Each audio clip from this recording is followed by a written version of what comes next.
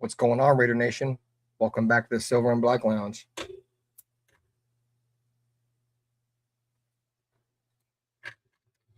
This is the home of the Just Win Baby podcast. I'm Raider Ben. Joining me tonight, Black the quarterback, Nutty Raider Nate. Dirty's taking the time off tonight, man. It's his wife's birthday, man. So shout out to them. If you're new to the channel, hit the subscribe button, smash like button, become part of the fastest growing community on Raiders YouTube. Training camp is almost here. And this is where we're talking about competition spots are going to be available. Every roster spot is earned. Every rep matters. And somebody's about to make a name for themselves. Tonight, we're breaking down the biggest training camp battles Raider Nation needs to keep an eye on before the pads come on. Who emerges as Raiders' top wide receiver? Can someone separate themselves from the pack, or are we headed for a battle of number twos? Who's stepping up in the secondary? There's jobs up for grabs, and the competition's going to be fierce. We'll also talk about the offensive line, who's going to protect the quarterback, and who earns those starting jobs in week one. Every year, there's that one player nobody is talking about until training camp starts. Who is your camp sleeper, chat? Which player is about to surprise Raider Nation and force the coaching staff to make notice? Throughout the show, we'll take your comments, answer your questions, and debate every hot topic surrounding the silver and black. So before we get started, let's know in the chat, what's your biggest training camp battle that you're looking forward to see? And then who's your breakout player that you have in the training camp? Grab your drink, settle in. Let's talk Raiders football. This is the Silver and Black Lounge. This is the Just Win Baby podcast. Just win. Which team, by colors alone, is identifiable around the world? The autumn wind is a Raider. Which team, by slogan, commitment to excellence? Pillaging just for fun. Just win, baby. He'll knock you round. All those things Then upside down are the Raiders. and laugh when he's conquered and won. When you have great coaches, then after you have great coaches, you get great players.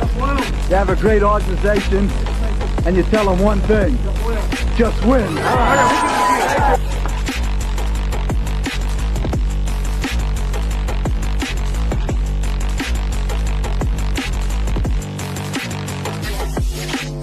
He's blowing up.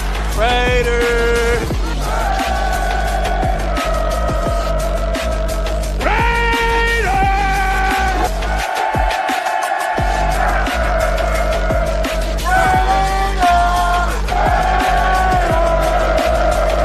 Just win, baby. The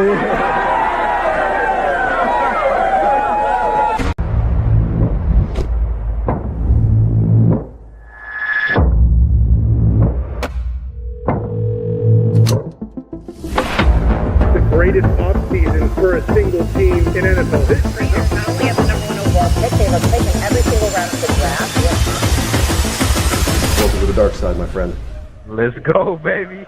Raiders select Ashton Jenkins. Bowers made the catch! Reach the ball! Touchdown!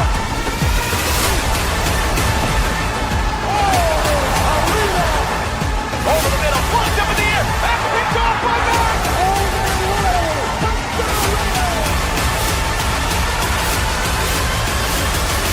The greatness of the Raiders is in its future.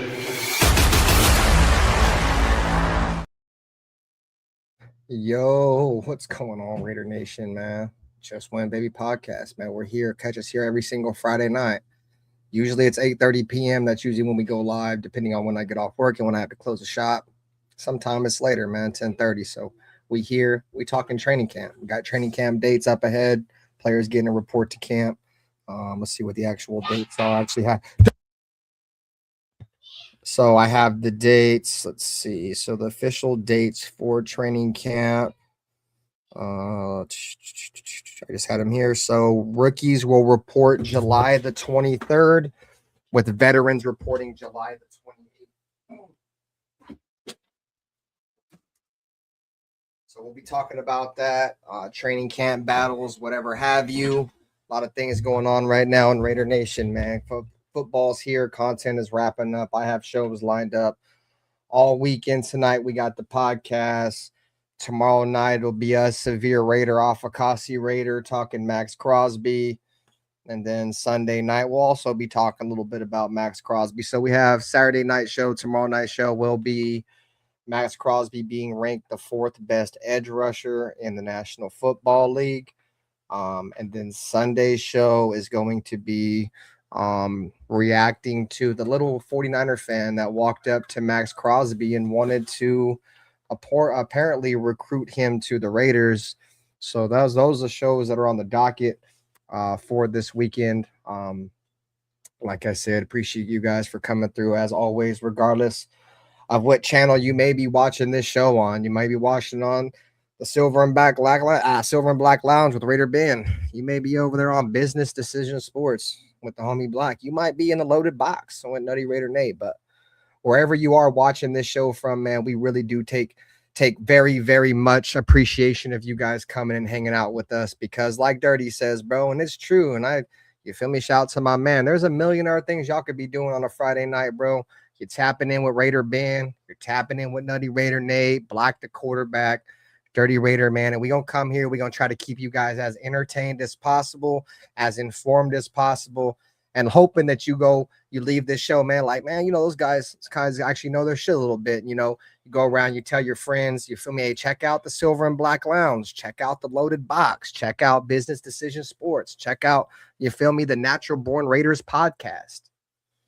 Share it out to your friends, hype up these live streams, man. That hype button is the new thing to really push channels nowadays, guys. So if you're catching the replays, there's now a hype button. You're only allowed to hype up so many live streams during the week. I hope you guys are taking at least one of your hypes and hyping up this show. It really means a lot. Like I said, man, we put in a lot of work. We got a lot more work to do, bro. Nothing is finished. You feel me? We are just beginning.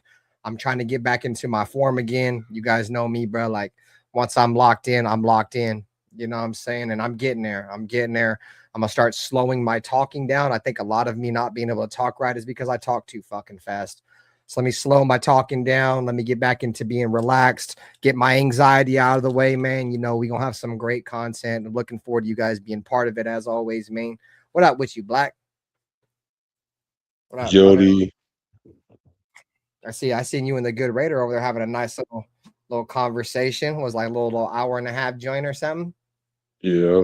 This is my 3rd live today. So y'all hit that like button, because don't nobody go harder than we do. Yeah, man. There's a lot of topics that are up right now. I don't know if you guys saw, but right after I did like that Brock Bowers show, now I guess a poll came out where everybody, like how they did the NFL execs voted Max Crosby. I guess all the NFL execs and players around the league voted Brock Bowers is the best tight end in football. I mean, I don't think any of us second guessed that. But after a great season by Trey McBride, and I didn't even know he was that good. After that dude had like 120 something receptions, broke the record, had like almost 1,300 receiving yards or something like that, bro. Like 1,200, something like that. We went over the shit yesterday, bro. Crazy. So, even after a great season like that with Trey McBride, for them to still feel that way about Brock Bowers, like I said, we never doubted. I never doubt. I know who the best tight end is in the league, but even after missing so many games, bro, to see that Brock Bowers still gets that recognition, I think means a lot. You know what I'm saying? Especially because he's still young in his career, bro. Brock's only been in the league. This is only his 3rd season. You feel me? So getting those kind of honors means a lot early. But before we get into anything else, guys, shout out to the chat, bro. We got Bruce Willis in here. We got Sacktown Raider Mike. We got Raider Paul. We got Alfredo. We the people going on, man. D Menace catching a live one. I see you, D Menace, bro. Appreciate I was just you. thinking about you, D Menace. I was just wondering about I'll be wondering about you, Brody. Alfredo posting the Brethren's channels. Make sure you guys are subscribed. What up, Raiders Shep? I like Dante Thornton, bro. I think he's got some work to do, but I think there's potential there. Who else we got in here? That's everybody. Anthony Provencio. What's going on, guys? So, guys, Nutty Raider Nate, what's good, bro? What's good, brother? What's happening? What's going down? Shit. How was your week, my friend? I ain't talked to you in about it's been like a week, right? Since we done the show. How you been, gang? Yeah. Another day in paradise. Working. Work. Yeah, work, man. So you can play, bro. That's kind of how life goes. Yeah.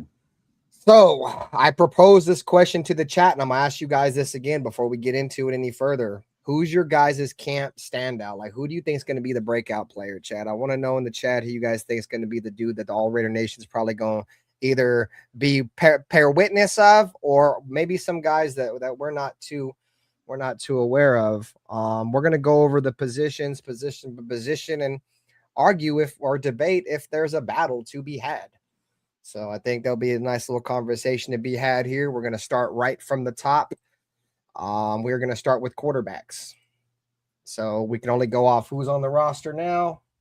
So Fernando Mendoza, Kirk Cousins, Aiden O'Connell, you son of a bitch. You son of a bitch. What happened? God damn it. Oh, man. I hate that shit, bro. I'm sitting here trying to look at the roster. I zoomed in too far. That's why I think. Come on, bro. Don't be doing me like that. I'm trying to zoom into the chat and see. Okay, cool. All right, guys. So are we going to be having a quarterback competition or a camp battle between these quarterbacks? Do you guys think Aiden O'Connell is going to have a shot? Do you guys think Kirk Cousins is the bona fide walk-off that's going to be the starter no matter what happens? Or is Fernando Mendoza going to have a shot here? You guys think there's going to be any kind of training camp battles with the quarterbacks? What's your thoughts? Like, think there's going to be a real battle there? No, I told y'all this from the beginning. It ain't no quarterback competition. It ain't no quarterback battle. It ain't no quarterback nothing. It's Kirk Cousins starting, and Mendoza's gonna sit until Kirk Cousins can't cousin no more.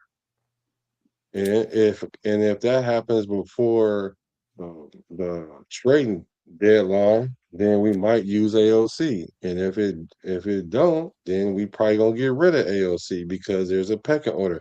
Like, people know, like, unless you just have this affinity for AOC, is that he's not the best quarterback on this roster. He's not even the second best quarterback on this roster, no matter how good he is. Although we probably have the best quarterback room in the football, or at least top 3, top 5.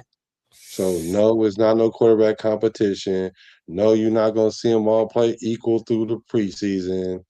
You're going to see AOC get some reps because he's essentially auditioning for 31 other teams. We're going to see where Mendoza is based on how he play, and Cousins is going to get limited play. But we're not going to find out who our starting quarterback is after the 3rd preseason game. That'll be stupid because we need to be working.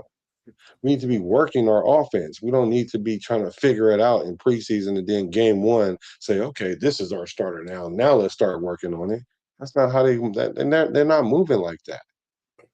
Hey, what up, Severe Raider? And shout out to Severe Raider, man. He'll be on the show with us tomorrow night, 8:30 p.m. We're gonna be doing do his homework. We're gonna be doing a Max Crosby show. No, Severe is the homie, bro. I've known Severe for a few years. It's a long time coming, bro. He's supposed to be on my show a long time ago. He still better do his homework. But I heard what he said about Max being like 7th.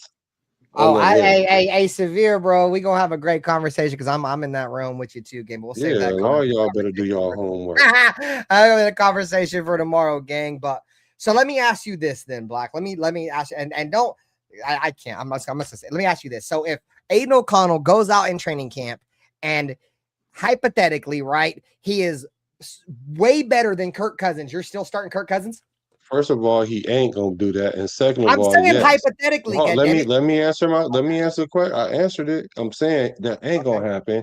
But second of all, even if he did, I just did a video for this. What the quarterback from Miami, Skylar Thompson. Oh yeah, the kid from Miami. Yeah, I know. Y'all don't remember Skylar Thompson, who threw for 5 touchdowns, 450 yards, no interceptions. He was a 7th round quarterback, killed the preseason. I mean, like, annihilated the preseason. And then Tua got hurt. Then Teddy Two Gloves got hurt, and they stuck him in the game. And guess what? The boy threw for like 200 yards or 400 yards in 7 games, had more interceptions than touchdowns, and it don't translate because preseason is not regular season. I'm sorry, they don't even run the same kind of defenses in preseason. So even if Mendoza go out there and throw for 6 touchdowns, which would be a record, and he throw for 500 yards with no interceptions, no, he ain't gonna start. I'm not just saying in games. I'm talking about like training camp, like in practice. I don't care. No, significantly better. I don't care about the preseason. No, because the preseason games mean more than practice. Like practice is one thing. I mean, that Ram scrimmage is gonna tell us all we need to know about this team. No, it's not. We have, yeah, A bro. scrimmage, That's gonna be bro. our Have old you ever time have when you we ever got done, have you ever attacking have the you other ever been team. in a scrimmage? Have you ever been in a scrimmage before during football Yeah, season or yeah. camp or And anything like that? when you hit the So the other only team, you thing, definitely want to hit them harder than you hit your own teammates. Yes. yeah, but that don't make you, that don't mean you, that weighs more than a preseason game. I know. First of all, it's a I control mean, scrimmage. I'm just going off So, what coaches say, bro. NFL coaches tell you right now bro, they'd rather have a scrimmage than a preseason game. That's just what they say, bro. no, I ain't never heard that. But You even ain't if that never is heard true, even if that is true, it's a controlled scrimmage. So it's not even like a preseason game. It's not even like a real game. All you doing is doing different periods with another team. So yes, you will hit them harder, but it's not. It's not, and not just bro. If it's a lot preseason, more starter on starter play. You know, preseason's a lot of backups no, on it's, backups, guys that oh aren't really God, going to it be. don't matter, bro. It don't matter. I'm sorry. Oh, it A does. scrimmage don't weigh that much. If a scrimmage weighed 10 pounds, a preseason game weighs like 20 pounds, and a real game weighs like about 70 pounds. So it's not, it's, bro, I'm trying to tell you, like, it's not that. Only thing those things really do is it shows your coach where this player is. So It is, it's not indicative of your team. It's more of a measuring stick than anything else. Is how you're taking it. Yeah, for the what you call that, the depth chart, Okay. because that's how you determine, okay, cool, this player looked good against his own team, he looked good in OTAs. Now let's put him in a situation where he played against another team. Okay, he looked good against another team. Great, let's give him heck of plays during the preseason game. Oh, he played good during the preseason game. Keep him on the roster. That don't mean start him because he did good. That just means that you're good enough to be on the 53 roster. Okay. But you can tell levels of players. Like you don't really usurp a player based on just how you play. It has a lot to do with your whole career, everything that comes with you. Because that's just like saying, what if Lindenberg played better than Kobe Dean during preseason? Do you put Lindenberg out there? No. Yeah, but that's not even realistic though, bro. We're talking about two quarterbacks. That's not realistic. Yeah, because Cody Lindenberg's not that good, bro. Like Aiden O'Connell at this point of his career, I think, is just as good as Kirk Cousins. Hell no. We keep debating it. I want to give Aiden O'Connell ain't won 5 games. Hold on, bro. Let me get into the chat because we did ask. I want to know who your guys' training camp standouts are, who you're looking forward to. So let me get to that, then we'll keep this debate going, bro. Because a lot of people. Aiden O'Connell won 7 games in his whole career, and Kirk Cousins won 5 last year. Severe got Hezekiah Masses, Hezekiah Masses. He said for the quarterbacks, he's looking out for Aiden being that dude. You know what I'm saying? Who else we got here? Delusional. Raider Shep said he's looking for Jack Besh or Jalen Naylor to be that training camp standout, that guy they're looking forward to. Sacktown Raider Mike says Cousins going to win the quarterback job no matter what. Anthony Ravencio said Cousins as well is locked in and quarterback 1. Let's see. He said everyone will think Mendoza. Everybody will see Mendoza as a bust. What up, J-Dog? Y'all sleeping on AOC? I'm trying to tell him, Nate. Wait, how do you sleep on somebody that ain't did nothing? Like, y'all keep saying that. Y'all keep saying at this point in his career that he's better than Kirk Cousins. How? Kirk Cousins won 5 games last year in half a season. When AOC, he won 2 games the year been in the league for like 30 years. What? Kirk Cousins has been in the league for like 30 years, dog. Of course he's. We talking about last year. Now y'all just went from as of right now, as of last season, he won 5 games. Aiden O'Connell won 5 games his rookie year. The second year he won 2 games. Like, and then the year after that, he ain't winning no games. So he's doing buddy's only been in the league for like 3 years. Bro, I don't care. AOC can't win 5 games in this league yet. He can't even play. He can't even play long enough to win 5 games. Like y'all, bro, you gotta stop this, bro. Because had this been any other player other than AOC, y'all would be calling this guy trash. Like any player that started off winning 5 games, Black, then play 2, then win 2 games, and then win no games. How do y'all think he a starter? How? When you go from 5 wins to 2 wins to 0 wins, how does that equate to starter? How?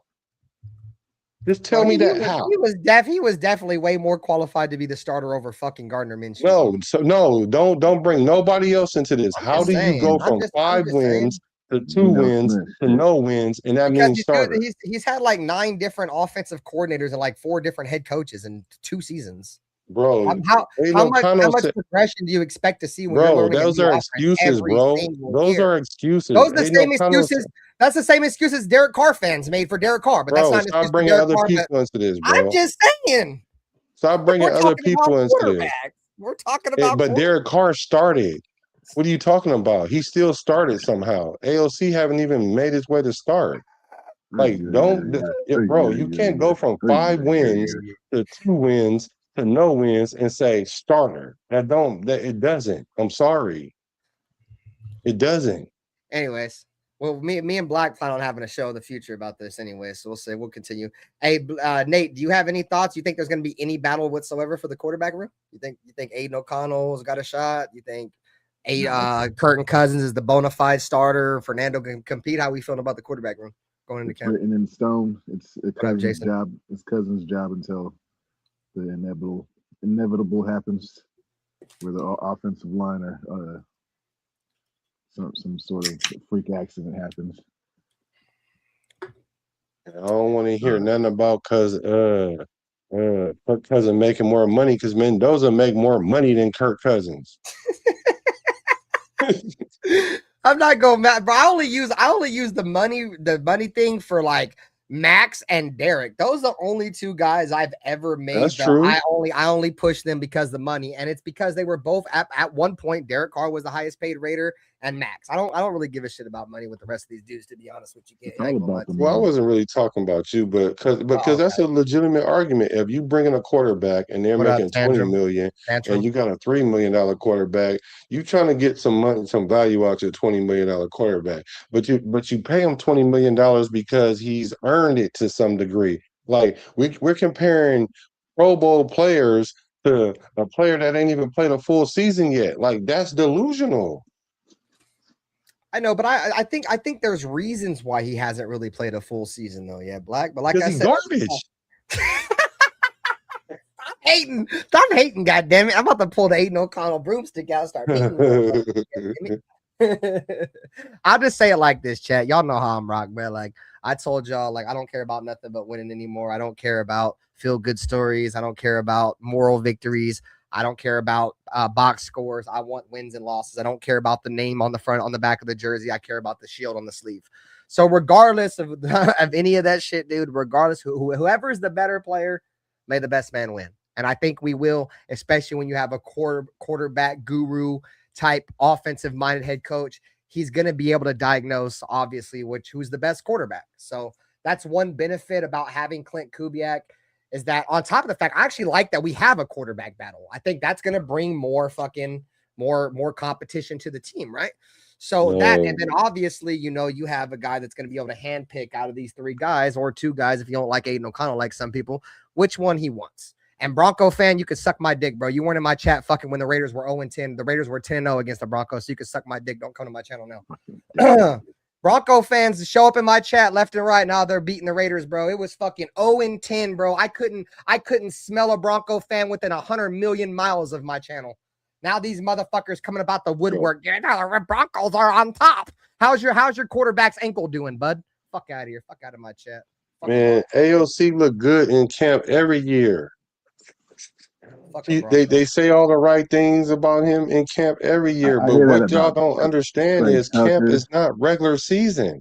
Like, stop thinking regular season is indicative of how good you play in the regular season. I just told y'all that this dude that just went in there in the preseason and had the most prolific preseason ever, and he didn't even have 5. He wasn't even 500. Like, I think he was like 2 and something. I think certain quarterback. I mean, there has been some quarterbacks that have won their job in the preseason though. Black. I mean, he may have not done it. That's because the 2 quarterbacks are close to each other. It's not because you're not going to take a third string quarterback and he going to take the starter position because he played good in preseason. When does that happen?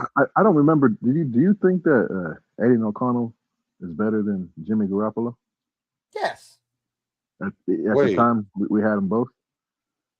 Yeah, I thought he was better than fucking Jimmy Garoppolo. Remember Devontae Adams was damn near calling for Aiden O'Connell. He wanted the kid to play.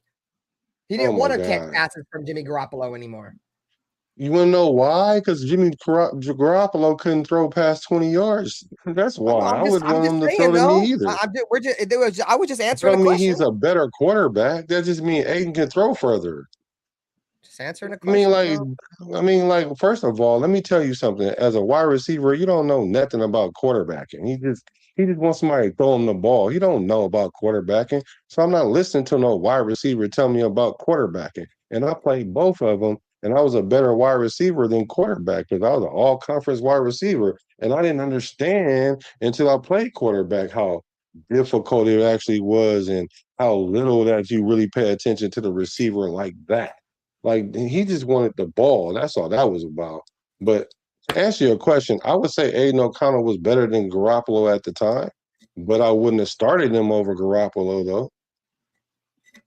Why? That don't make sense. Why not? I'm about to tell you why. I keep telling y'all this all the time because no matter how injured Garoppolo is, I know he has the capability of starting 12, 13 games because he's done it before. We haven't seen AOC do that. He started 10 games his rookie season. Then the second year, he got broke up, went 2-5. And then the year after that, he went 0-0 because he was unavailable. Like, that's going backwards. Like, don't tell me that this guy is better than this guy. They both garbage, but I'm gonna go with the one I know at least can make it through the maze, even if he went through it.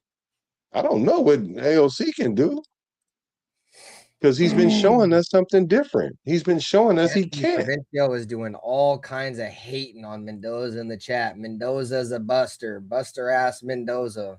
I bet he's third string. Who is that? That's Anthony Provencio. You gotta lay off the fucking 211s, Anthony Provencio, dude. You're getting real emotional right now, bud. Yeah, I met AP last year in real life in LA. This year too. He's cool. But yeah, man. Old man Kirk. Old man Kirk had. Oh yeah, I'm not even about to answer his.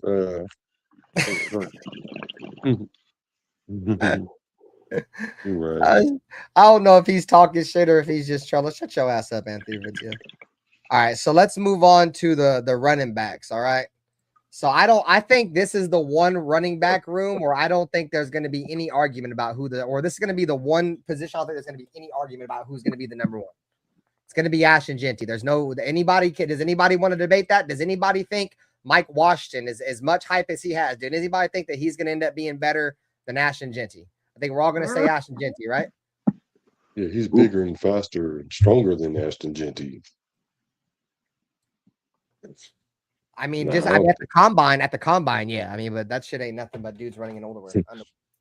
I think this is for a go. I think the battle is going to be for that third position. So who do you think is going to be the backup? You think Mike Washington's already won the backup, or is Dylan Lowby? For sure.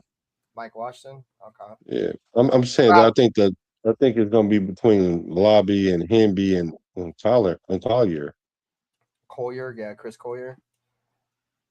Yeah, I don't know, bro. I really don't think there's going to be any debate of who the first two backs are. I'm kind of with Black there. I don't think. I just don't think. I think the talent significantly drops off from Mike Washington to Dylan Lowby, though, and that's no disrespect to Dylan Lowby, bro. But his ass is he's mid as shit. He's what was he like undrafted? Wasn't Dylan Lowby like undrafted? He's like a 6th-round pick, bro. Yeah, so I mean, Mike Washington was arguably the second best running back in this draft.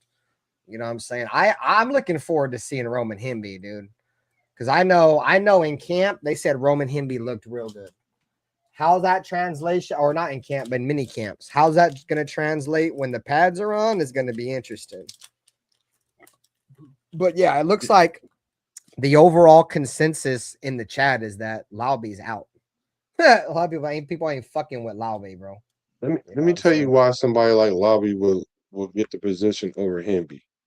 And Shout out because to the 30, man. Hit the like button. because this is how it kind of works, man. So Hemby, let's say Hemby is a better athlete, right? Because first of all, the best athlete ain't always the one that starts. So it could be something as simple as Hemby don't know the plays like Lobby does. Because he does know, he's gonna know the plays because he's a third year in NFL player. So he already knows what it takes to understand the playbook. So it could be something as simple as Hemby don't even know how to line up, or he don't know, which way the play go. Maybe one or even two plays. And Lobby might just know it all the plays already and where to line up at.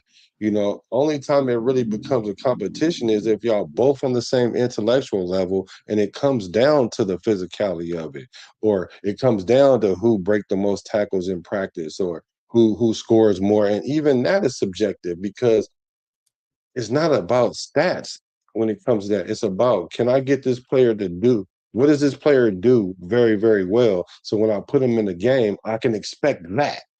That's what this is about. It's not about we're going to see who's the best player and we're going to be like best player. It don't work like that all the time.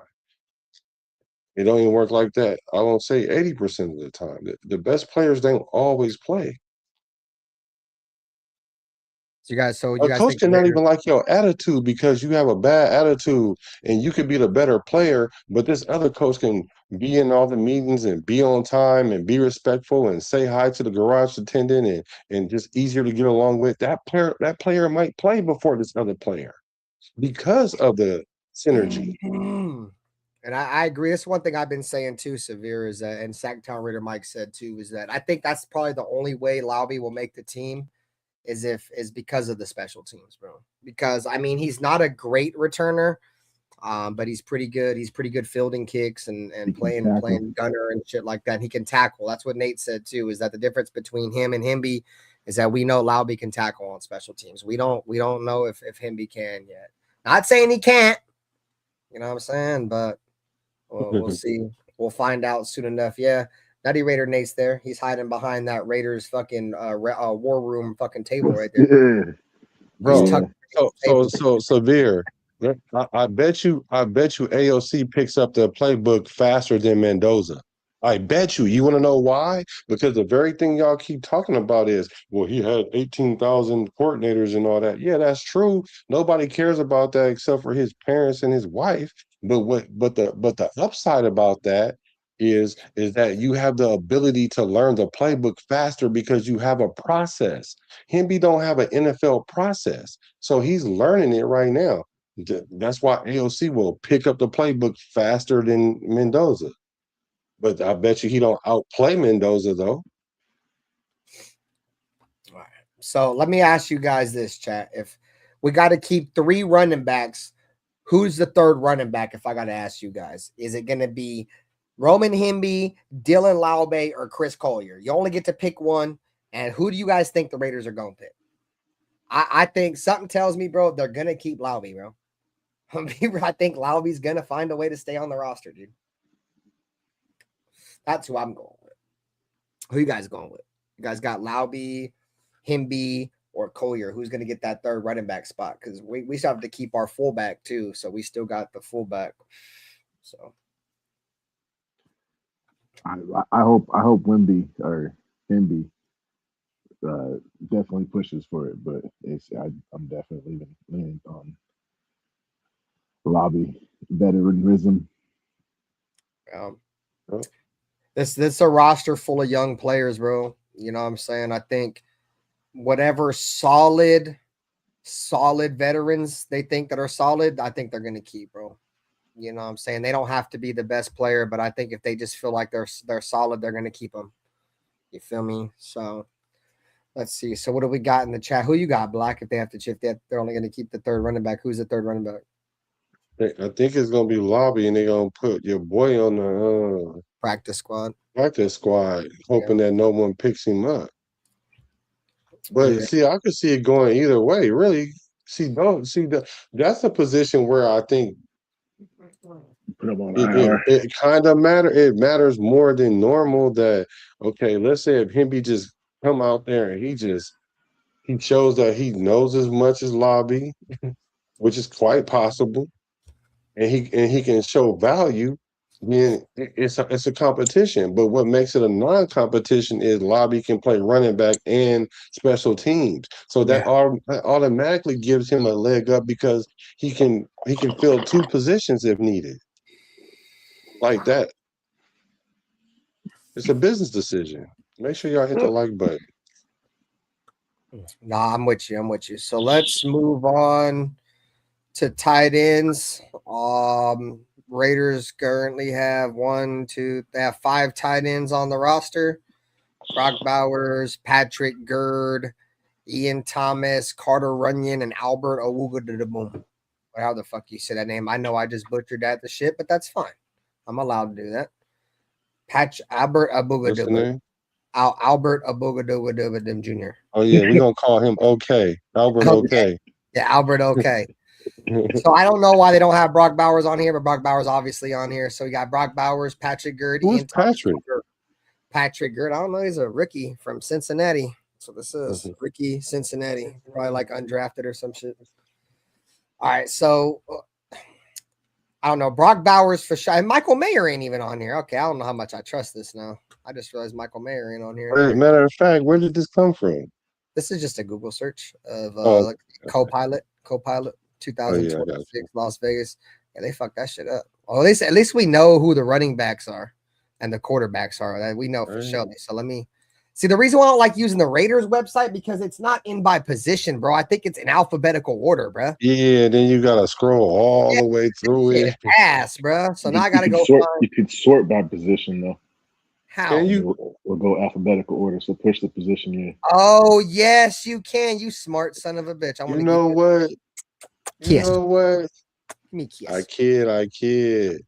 No, I'm not kidding. Give me a kiss. All right, so we're on tight ends. Okay, so here we go. All right, so we have. Let me zoom in some chat. Sorry, guys. Okay, oh, that's better. Okay, so tight ends. Ian Thomas, Carter Runyon, Albert OK, Michael Mayer, Patrick Gurd, and Brock Bowers. I'm hella mad that we really know how to do that now. I didn't even know that, Dirty. Yeah, I didn't know that neither, bro. I didn't know that, bro. That's why I'm giving him kiss. So you guys think who you guys got making the roster? I got Brock Bowers, Michael Mayer, and Ian Thomas. I think they're going to keep 3, and I think that's going to be the 3 they're going to keep. Also, because we do have a fullback, so we got to keep that in mind too. Yeah, that's true. Yeah, they signed Ian Thomas to be a blocking wide receiver. Like that's what he's known for. Like you can say he's weak or whatever, but it's not. It goes. I mean, and I agree with you, Tavir. I agree, but the thing is, it's about what you need that player for. We need him to block. We need somebody that ain't gonna get mad because we ain't throwing him the ball. Bro, he's mid as fuck when I block him. Yeah, he's mid, but he serves a purpose. Like I said, what is it that you do well that I put on the field? I can rely on that. And Ian Thomas, we can rely on him blocking. I mean, yeah, but it's average. It's not like it's not replaceable. The point he's trying to make is I agree because I like Carter Runyon too. I think Carter Runyon. I don't know if he can block as well. We'd have to let him get some playing time to find out. But I couldn't imagine it being that much more worse. You don't think they know? Ain't a great blocker. He's average. No, you can't say that. Oh my God. I mean, he's not Lee Smith. I mean, Lee Smith is a blocking tight end. He's not Lee Smith at all.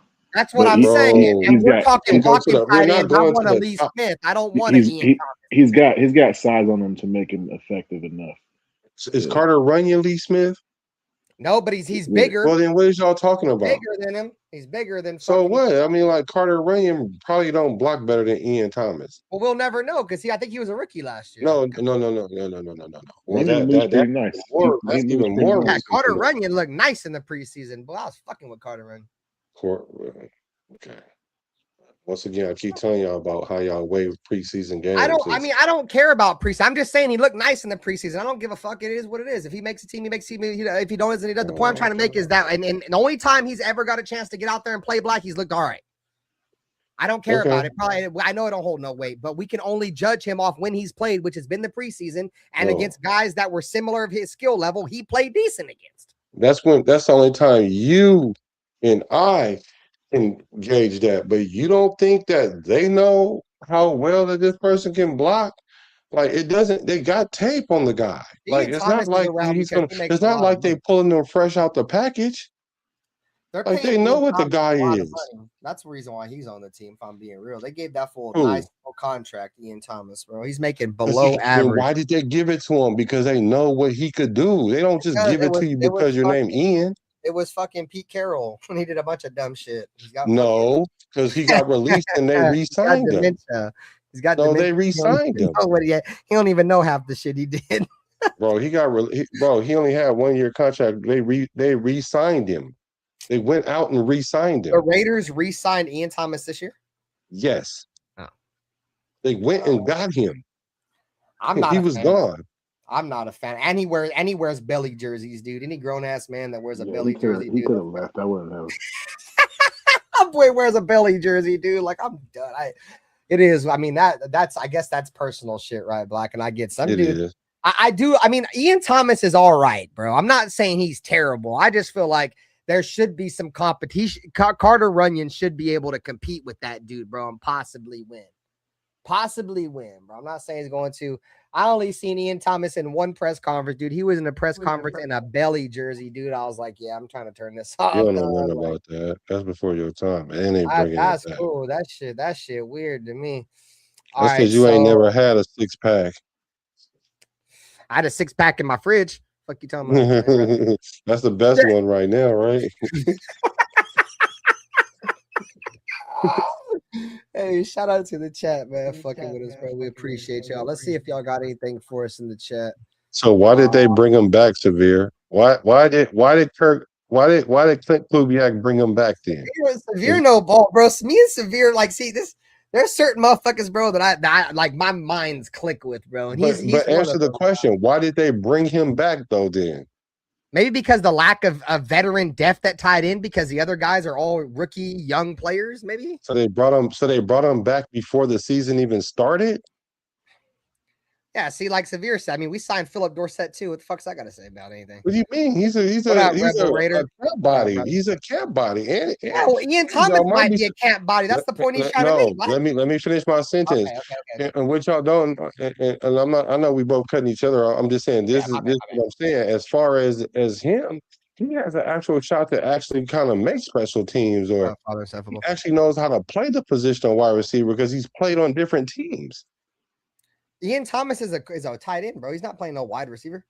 Bro, you just said Philip Dorsett. Oh, you're talking about Dorsett. Okay, sorry. Yeah.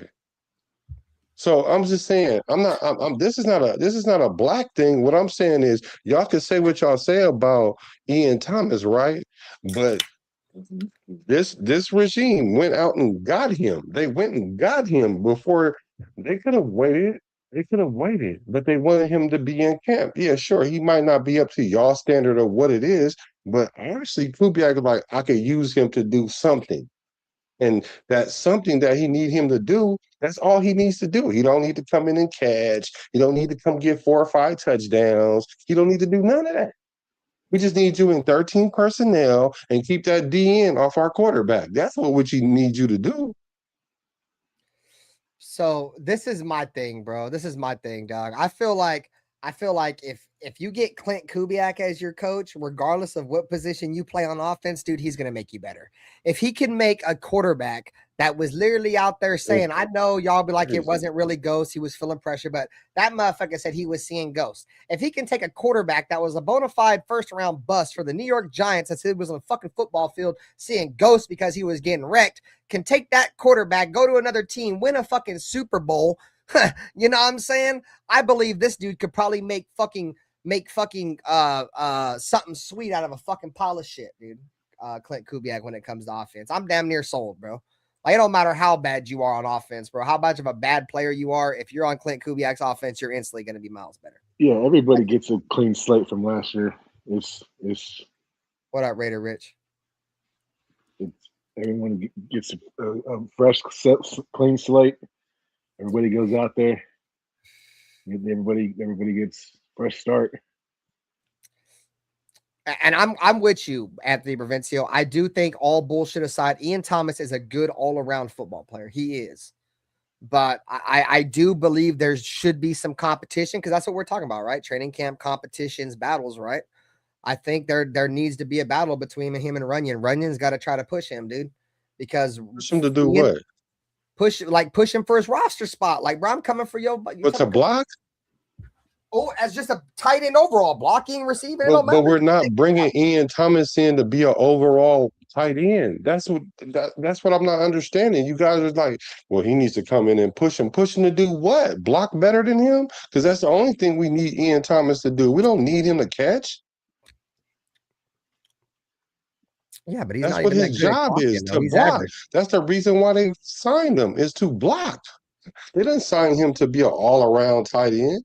Well, that kind of makes you predictable, though. That means when we have Ian Thomas on the field, we know for sure. Now when you got 3 tight ends in the game, like I said, you only just need him in the game to keep the DN off your quarterback. I suppose. That's it. Shout out to the 20 in the chat, man. Hit the like button, subscribe. We appreciate you guys chilling with us tonight, man. Plenty more off-season content as we get ready for football season, training camp, getting ready to kick off here in about 2 weeks. We here just talking about possible training camp battles. You know what I'm saying? What up, Raiders Shep? So let's see. So let's talk about offensive tackles. So we're gonna go over position. I know there's an argument there for DJ Glaze. So we're looking at tackles on the roster. The overall projected. Oh, go ahead. Let me just say this about these tackles, bro. These motherfuckers do not. They did not prioritize this position at all. They're really banking on Grant, pretty much Charles Grant, to take over, and then all these other motherfuckers. Bro, it's terrible. I mean, why is that bad? Colton Noyes. I don't think he's that bad. I mean, he had a terrible year last year. Numbers will say otherwise, but I'm willing to make a couple excuses for a young football player, especially when that young football player had fucking old buddy Brennan Carroll. I think Glaze gets a fresh start. Everybody gets a fresh start. Yes, I'm with you. So that's what I was saying earlier. So he's gonna. But as soon as I see the same old habits and fucking, immediately he's We're coming out with torches and pitchforks. I'm saying he's a guard. So you know what I mean. And the rest of the tackles, bro, that's not good. So Nate, if they take him out, right? Let's say you do see those things, right? And they take him out. You know, I would imagine that would affect his psyche, right? So do we get rid of him? Well, you kick him in the guard, I'd say. Yeah, some people did say they feel like he's a better guard than he is a tackle. I'd say you kick him in the guard. But then he got to compete with like 4 other guards. So I hate to cut you guys off, but before we keep going to shit, Raider Rich did drop a super chat real quick, and it's about the tight end group that we just talked about. So I don't want to move on too much past. It's almost time to pay him. So I don't think we pay him. So there's your answer. Ooh, right. DJ Glaze, after next year he's due for a contract. So Raider Rich this is about regarding the tight ends. He said, "Is that why we have Michael Mayer is for blocking?"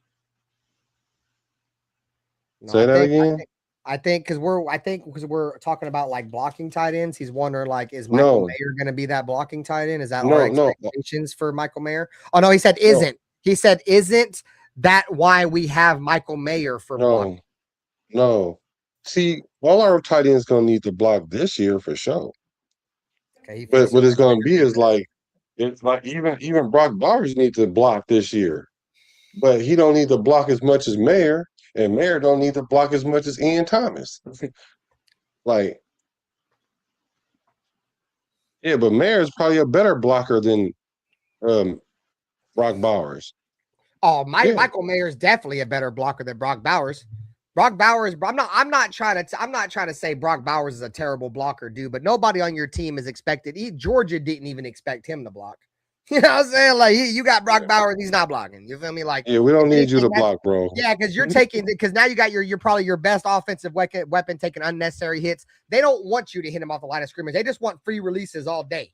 You know what I'm saying? I think that's another thing that makes Brock Bowers so special is that he's so great, bro, in terms of his route running, his cuts, everything is so great about just how he operates as an offensive player. I mean, Kubiak said it himself, bro. He's an offensive robot sent from the heavens. You know what I'm saying? I've called him a unicorn. That was my statement for Brock Bowers. He's a unicorn, bro.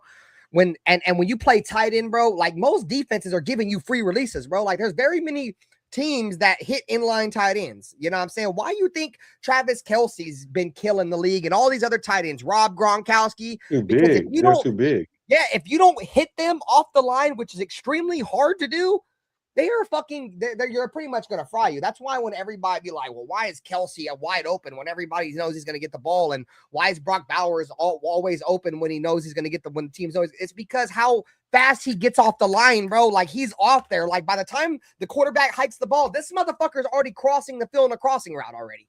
Like he's not getting touched. Most wide receivers are getting touched or something. Tight ends, inline tight ends for the most part, never get bumped. Never.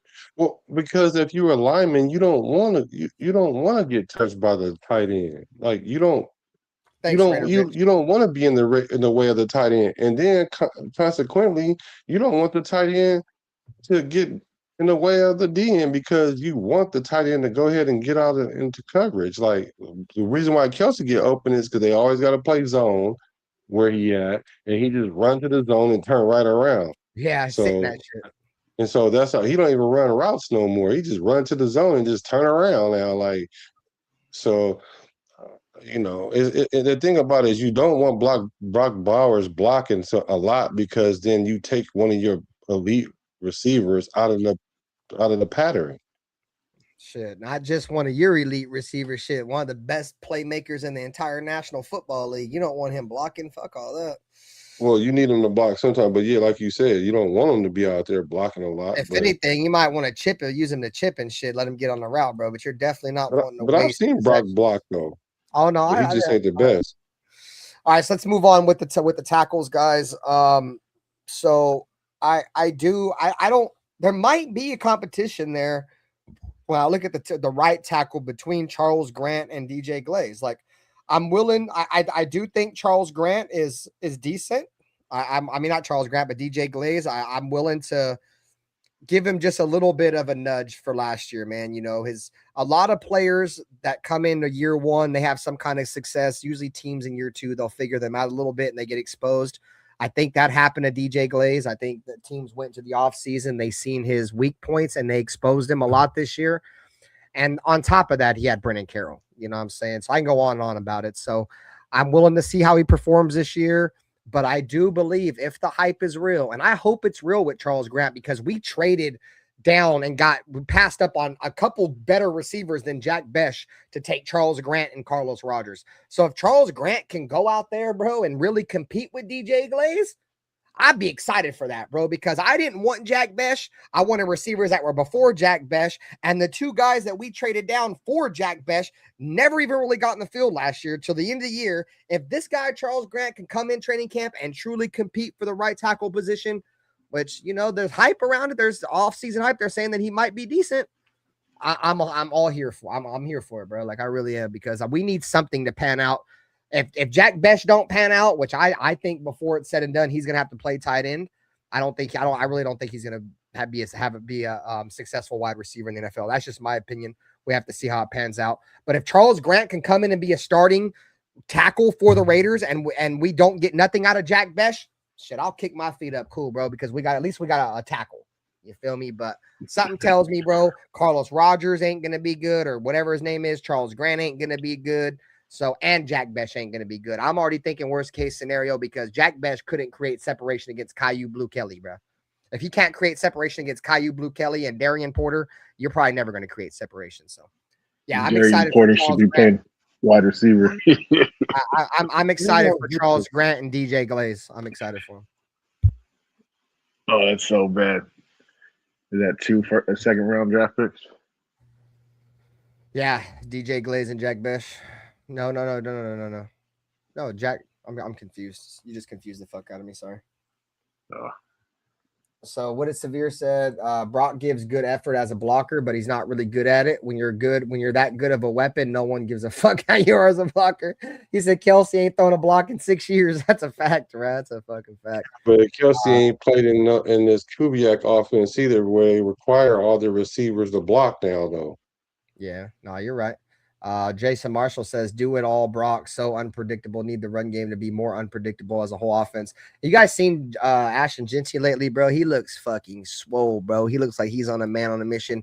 Excited for what he can be this year, bro. Dude was barely short of 1,000 yards behind probably one of the worst offensive lines I've ever seen for the NFL, and probably one of the worst offensive line I ever seen for the Raiders.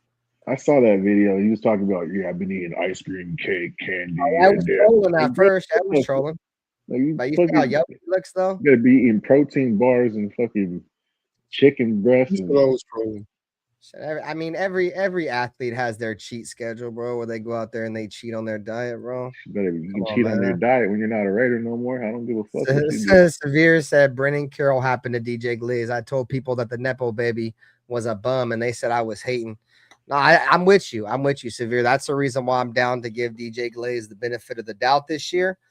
But we'll all see how it pans out. Like I said, I'm excited for competition. I feel like competition brings the best out of your players. Sounds cliche, but it's really true. May the best man win. Usually that always leads to winning in the NFL. And I think, talent level wise, compared to, a lot of Raider fans, they don't think DJ Glaze is very good. Some of them think Charles Grant's good. So it's going to be a battle. I think that's definitely going to be a battle at the right tackle position. We all know that Clint Kubiak said nothing is given. Everybody's going to have to go out and earn it. The shield was earned. You know what I'm saying? So shout out to the 20 people, man. Hit the like button, man. Spending some time late night on a Friday night with us, man. We appreciate you. As always, man, we could come up with plenty more loaded content tomorrow night, 8:30 p.m. Myself, the boys, gonna have Severe Raider on with us tomorrow night off of Kasi Raider. We'll be pulling up from across the pond. You know what I'm saying? And then Sunday, we're going to come on here. Shout out to Black for bringing it to my attention, man. Sunday we'll be on here. We'll be talking about a little Niner fan, the kid that went up there and tried to recruit Crosby. We'll talk a little bit about that, man. But yeah, plenty of loaded content. And then obviously as football season approaches, I'll be doing all the play-by-plays. We'll be here pretty much every day of the week. So I appreciate you guys. Get back to it, man. So appreciate it. So the one time I got on Mac's line, you was like, oh, really? Who? Me. I got on Mac's line about that kid. Oh yeah. That's why I was like, oh shit, yeah. Hey, it's crazy because it was hella weird, bro. Like they sent some little kid up there, and the first thing the kid did was cuss. Right. What? What? Like, there's no way in hell this kid's like, yeah, Dad, I'm gonna go up there and cuss as soon as I see Max Crosby. That's cool, right? Like, yeah, it's weird. It is what it is, man. All right, guys. So we're moving on to offensive guards. We'll start with Nutty Raider Nate. Do you feel like there's going to be any competition? Who do you feel like is going to be competing for that other guard spot outside of Jackson Powers Johnson? Or do you even have Jackson Powers Johnson's penciled in as already being the starting guard? Yeah, bro. It's retarded that it's even a thing. He's a starter on any other team. If he's healthy, like I'm saying, they're hiding something from us and not telling us everything. So I'm assuming he's healthy until they tell me he's not. But he's the starter, and then I think Butford is going to be on the other side, which I think that should be flip flop. I think JPJ said it himself. He likes to play on the left side. He's shown he's played better on the left side, and yeah, and I think Buffer's probably a better right guard actually. So, you got Burford. Yeah. Hopefully they figure it out, and then Caleb Rogers backing him up or competing somewhere, and then no Jordan Meredith. Trey Zoom. Hey. Oh, Jordan Meredith ain't even on the team anymore. I thought he was still on the team. No, I guess not. Yeah, he's a center. Oh, he's the center. No, yeah, you're right. He's a center. Okay. I think Jordan Meredith's better at guard than he is center. Am I tripping? bro. Yeah, No, he is. Yeah, that's what I thought. He- Why the they fuck do they have a they center again, they bro? Like, forced him there last year. When Jordan they had Meredith was the center from last year. Okay, I'm tripping, bro. What he was a center, right? Yeah, because Yeah, Pete I'm Carroll was JPJ hating on JPJ. couldn't get that's the calls crazy. right. Air quotes. Yeah, I Sorry, knew. that's I all was. Because he I be asked second Meredith, guessing myself. Sorry. he asked Meredith about a player or two, and all of a sudden he wasn't smart enough. Like, what What up, Isolada? What was up you with you, supposed to brother? do? Yeah. Hey, shout out to Alfredo, man. He's posting up the Brother's channel, Nutty Raider Nate's channel. Go show Oh love. yeah, thank you, Loaded brother. Box. My dog. Black over there with Business Decision Sports, man. Saludos, bro. Appreciate y'all. And that boy said Genty over there burning ice cream and cake off doing TikTok dances. Please tell me Ashton Genty is not doing TikTok dances. Yeah, Please tell yeah, me. bro. He with all this young crowd shit, Also, bro. that's why he be doing them dances. His touchdown dances look like that. Yeah. Oh, that he be acting like what's my man's name that played corner and Travis Hunter. He over there acting like Travis Hunter. Yeah, they in the same draft class, so it makes sense, right? Right. Nah. I mean, he's a kid. You know, kids gonna do kid. It's crazy to think, bro, Yeah. that you see like the whole wave, the whole fucking like that's where the celebrations came from, bro. Like that before you never seen defensive team celebrations, bro. Then social media got popular, motherfuckers was fucking with dances. Now you're like, NFL's like, yeah, let me put some team when they get interception, everybody's gonna go in the end zone and do a dance. Just brings engagement. That's really all that shit is. I'm excited for Trey Zune, guys. I don't know if this is his year. It's probably not. Barring the health of the tackles, but from everything I'm hearing, from what I saw at the combine, from what I seen in on tape, him playing against the SEC, he's played against some decent pass rushers. He can play everywhere, bro. Like I did see somebody in the chat earlier. This may be Colton Miller's successor here in a couple years. And let's just say hypothetically, chat, let's say they don't fuck with either DJ Glaze or Charles Grant. I mean, Trey Zune can play right tackle too. So what I mean, would it be crazy that Trey Zune goes all the way to right tackle? He's a wild card. I'm gonna be yeah, that's what I'm saying. He's gonna be Trey Zune's gonna be that interesting dude in camp, dude, because they've all said in mini camps he's played well and he can play everywhere, bruh. I feel like outside of left tackle and center, he's gonna have a chance to compete for every single one of them spots. You know what I'm saying? So I might be tripping, but I know coming out of college, bro, he can play everywhere, bro. Originally, they were saying he was a JPJ's replacement. Yeah, I think he's definitely a guy to keep an eye on camp, dude, because he could play guard or tackle for sure. Obviously, there's Connor Hayward there. He'll obviously by default make the team, unless for whatever crazy shit something happens and he's not very good. So we covered all the offense, right? Quarterbacks, running backs, tight ends, and linemen. Okay, cool. Oh, wait a minute. Let me tell you who my lineman is. Oh, I'm sorry, bro. I'm sorry, dude. No, I was just thinking because see the thing for me is Trey Zune can play all the positions, right? And obviously he can play left tackle, which he probably can play right tackle. But the knock on him is that his arms is too short to box with God. So I get it, right? So they like, okay, we can put him at guard and he'd probably be more effective at guard. So I'm thinking the only way that he ends up playing tackle, tackle is if Grant doesn't hold his end of the bargain up, right?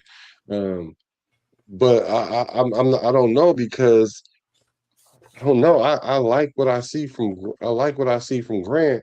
It's just that to me, that experience that Glaze has, that it's kind of like you say, then everybody got a clean slate too. So it's kind of like he has to fall from grace in order for him to lose his position. Now, can he lose it in the season? If he started giving up a gang of sacks like he did last year, yeah, he can lose his position. But I just don't think starting the season off, he'll lose his position. And then it's going to be JPJ, then Linderbaum, and then see, this is where I need to see, because Burford is probably the person But you would think conventional wisdom would tell you Meredith when Meredith was really a high-ranking guard before he got switched. And then you got Zune over there, and then you got Taylor Rogers, which everybody seeming to love. So I don't know. I don't know about that position. I don't. So I kind of got to lean to Burford, but I just don't know. I don't know. I'm not using OTAs as a bar for my lineman, not my O lineman, not even D lineman, but on my O lineman. I'm not OTAs don't mean nothing. Yeah, because there's no contact. That shit's Yeah. everybody's hitting each other. You can't really determine who's gonna win in the trenches and shit realistically until camp comes. Because I was on teams where you seen this big old lineman and he like, oh, he's playing for us. And then when we get them pads on, that boy's softer than marshmallow. Yeah, that part. All right, so let's see. Severe said, I think Zune is going to be a swing player, gives you the flexibility to carry other positions on game day roster because he can sub in at several spots on the offensive line. Now, he's going to be interesting, bro, because there's at least 2 open spots on this offensive line, and he's going to have a chance to really compete for both of those spots. So it's going to be interesting to see how that pans out. So let's move on. Let's transition to defense. We're going to be talking about potential training camp battles at the defensive tackle position. Lockie Tassi, Gary Smith II or the third, JJ Pegues, Trevon May, Jonah Lulu, Benito Jones, Tonka Hemingway, Brandon Cleveland, Adam Butler, Thomas Booker. So that's 1, 2, 3, 4, 5, 6, 7, 8, 9. 9 defensive tackles are going to be battling it out in training camp to earn one of them precedent fucking 53-man roster spot. So you guys see any comp? I mean, I feel like 6, I think, or 5. I think 6. It's a lot of defensive tackles, bro. It's going to be some true competition with Lockie Tassi. So I don't know if that really counts. Yeah, Lockie Tassi is going to be he's the international player program, so I don't think his roster spot don't go against her. Yeah, so who were they again? I'm sorry, it was Butler, Gary Smith III, JJ Pegues, Trevon May, Jonah Lulu, Benito Jones, Tonka Hemingway, Brandon Cleveland, Adam Butler, and Thomas Booker. Oh, yep. So you know who's gonna be out at 6. So either Cleveland gonna be out or what was the other person you just Gary said? Smith III. I don't even know who this dude is. Keep going down. I'm sorry. Oh no, you straight. Benito Jones. Benito Jones. We brought him in though. Benito Jones is actually pretty decent against the run. I think that's how he makes his team. He's probably the closest thing we got to a nose tackle, a true nose tackle besides Tonka. I like him. I do too. In the run, I think Benito Jones is solid, bro. Against the pass, I mean, but we're going to be running a lot of nickels, so I'm not really too worried about him being on the field in pass situations. But as a true 3-4 nose, yes, I think Benito Jones can get the job done against the run. I'm with you, Nate, for sure. That's probably why we brought him in. He was good, bro. He was good when the Dolphins picked him up, and for whatever reason, he's just stunk. He stunk last year. He just was not good, bro. I mean, he was a solid football player. The team kind of just departed. Yeah, exactly. Their whole team was kind of ass. It's hard. It's like they were kind of like the Raiders. It's hard to judge when your team had bad coaching, and that's no diss to Mike McDaniel, but we all knew Mike McDaniel lost that locker room, dude. He had been lost that locker room. That's why he lost his job. He started wearing the khakis a little bit too high. He was pulling up past his ankles a little bit too much. You feel me? And showed his cards, and the locker room figured him out like they figured out Antonio Pierce. They had to let him go. You know, certain guys aren't meant to be coaches. You feel me? Like you're a little bit too immature, and that's no diss to Mike McDaniel. I think he's a great offensive mind, regardless. But I don't think right now he's too young, and he showed in Miami, and he kind of got dealt a shit hand by getting Tua because I think Tua is shit. I didn't think Tua was very good when he came out of college. I'm not a big fan of. I'm not a Tua Tagovailoa, yeah, and I'm not a big fan of left-handed quarterbacks in the National Football League. You look over the history of the league. There's not very many left-handed quarterbacks that come into the league that win Super Bowls. I mean, it's small list. You got like Steve Young, left-handed quarterbacks. Period. That's the point I'm trying to make is that's that. I mean, Mike McDaniel's kind of got dealt a shit hand for a lot of the reasons, but that's not on him. But anyways, this isn't a. Should we bring back Christian Wilkinson? I mean, if he's willing, if he's available, the Raiders will bring him back. I wasn't with getting rid of Wilkins, bro. Oh, fuck, owes us some money. Fuck it. That's what I'm saying, bro. Like, I mean, he obviously what he did was contract detriment, bro. Like contract detriment. He wasn't supposed to be doing what he's doing. But I mean, I don't know if that whole kissing booth shit was real or any of that shit. But at the end of the day, I don't give a fuck about none of that shit. I just want people who make us better. And I think you talk about all the help that Max Crosby has ever had. I think that was the best chance the Raiders ever gave Max Crosby help was when we got Christian Wilkins. And unfortunately, no diss to Adam Butler, but he ruined that. Because once he got the sack and Adam Butler jumped on his fucking back and injured him, it was all downhill and he never played for us again. I'm not going to blame him. That was the best play Adam Butler made all season, bro. That part. That's the best play he ever made was over here doing a celebration that year, bro. Like, come on, bro. And you just hurt our fucking $100 million defensive tackle doing some dumb shit. You know what I'm saying? So it is what it is. That's a story for another show. But yeah, it was like 2-3 plays before that. I remember the series before that. Christian Wilkins did the same thing to Adam Butler. Right. They were just going back and forth. Adam Butler's making pennies. Christian Wilkins is making $100 million. I don't want to see my D tackles playing leapfrog. No, I don't like that either. I agree. I just fucking coaching. Stick to your fucking stupid fucking anime shit you be doing and shit, bro. Stop fucking jumping over my players, bro. That's no diss to people who like anime. I just personally think it's stupid. Control yourself. Anyways, defensive tackles. So how we feeling? And you guys think there's going to be, and so the overall consensus, I think, is going to be Adam Butler, Tonka Hemingway, Jonah Lulu. Obviously, I believe Jonah Lulu and Adam Butler for sure. Tonka Hemingway, I think for sure is going to make the team. Thomas Booker, I think for sure is going to make the team. So now we get to, 5, 6. We got Brandon Cleveland, Trevon May, JJ Pegues, and Gary Smith. That's your competition, in my opinion, for that last tackle spot. I think Pegues going to play. He had 4 sacks last year. No, that was Tonka Hemingway that had 4 sacks, bro. Pegues is solid. I like Pegues is solid, but no, that was Tonka Hemingway who had the 4 sacks last year. We're not using him correctly, though. I can see it already. We're trying to make him into a nose tackle, and he's not. He's like a poor man's Warren Sapp, where he's quick enough to. He has a move. He has like a move or two where he can get to the quarterback. But as far as run stopping, he's not really that. But they're trying to make him a run stopper. And remember when they came out of college, Nate, and they were both like, they were both playing offense, like getting handoffs, like fullback.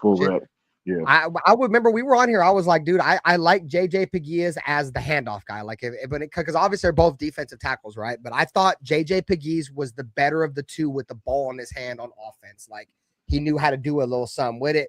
I thought Tonka was the better defensive guy.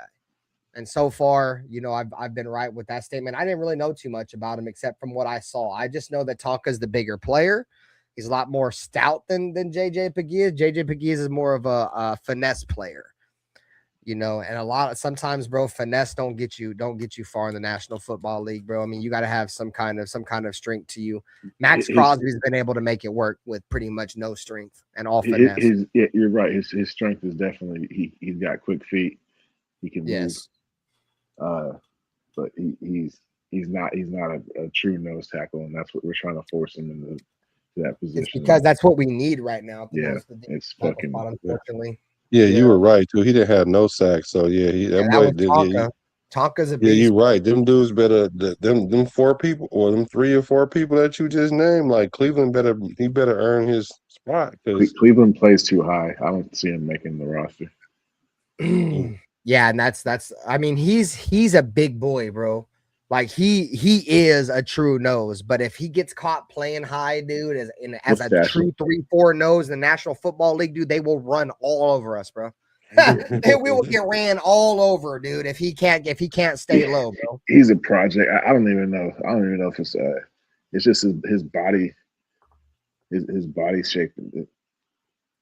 I mean, In when you total, talk it's about the low man wins, bro, not ideal. there's when you talk about the low man wins in football, dude, that don't hold more weight than probably a nose tackle in a 3-4 defense, bro. Like he's got to be the lowest, stoutest motherfucker, bro, because 9 times out of 10 he's taking 2. You know what I'm saying? He's taking 2. I mean, go look at Vince Wilfork, bro. Like Vince Wilfork didn't look like this, but he was short, and that motherfucker knew how to stay low, bro, and get leverage. You feel me? So I'm with Nate. If I haven't done a ton of studying on Brandon Cleveland, but if he has a history of playing high, yeah, that will not. You won't go far in the National Football League, bro, at nose tackle playing high. I mean, like really at any position, but especially at like in the trenches, especially 3-4 nose tackle where you're the heart and soul of really a defense outside the middle linebacker because everything's coming right at you.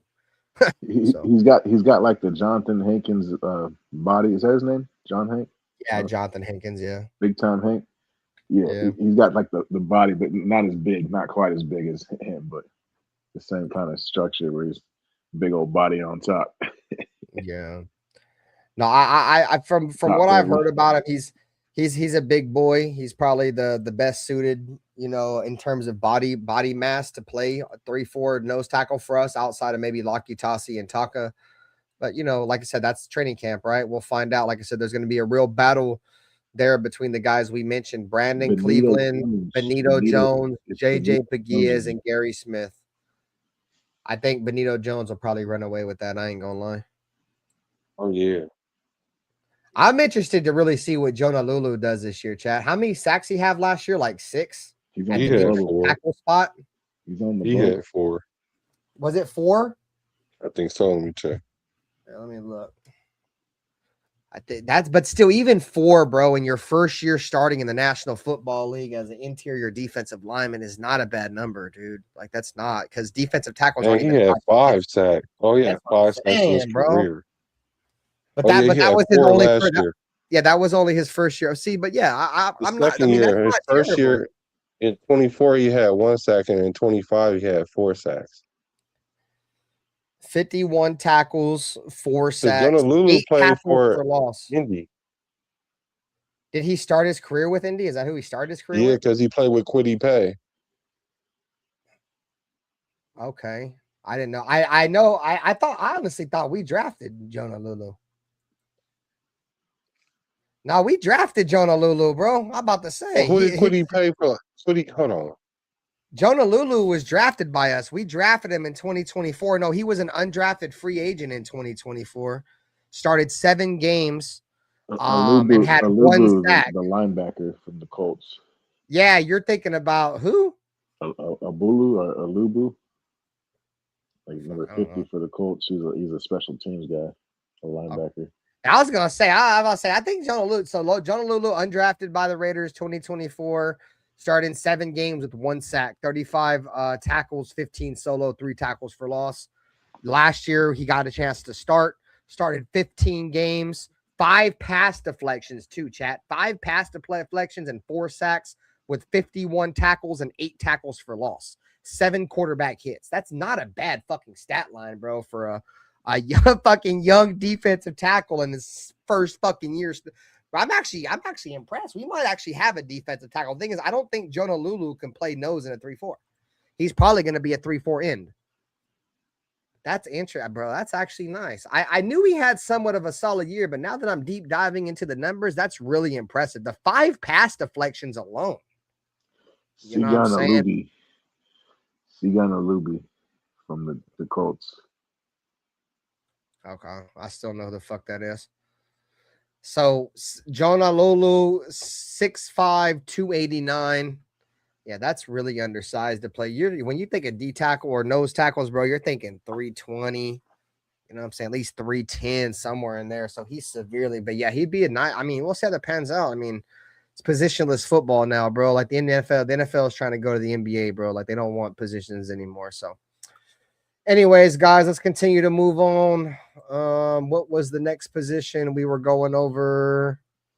All right, defensive ends. All right, chat. So let's move on to defensive ends. We appreciate you guys once again spending your time with us tonight. It is currently 12 a.m. on the West Coast, 3 a.m. for all my brothers out there on the East Coast, man. We appreciate you guys, man, as always.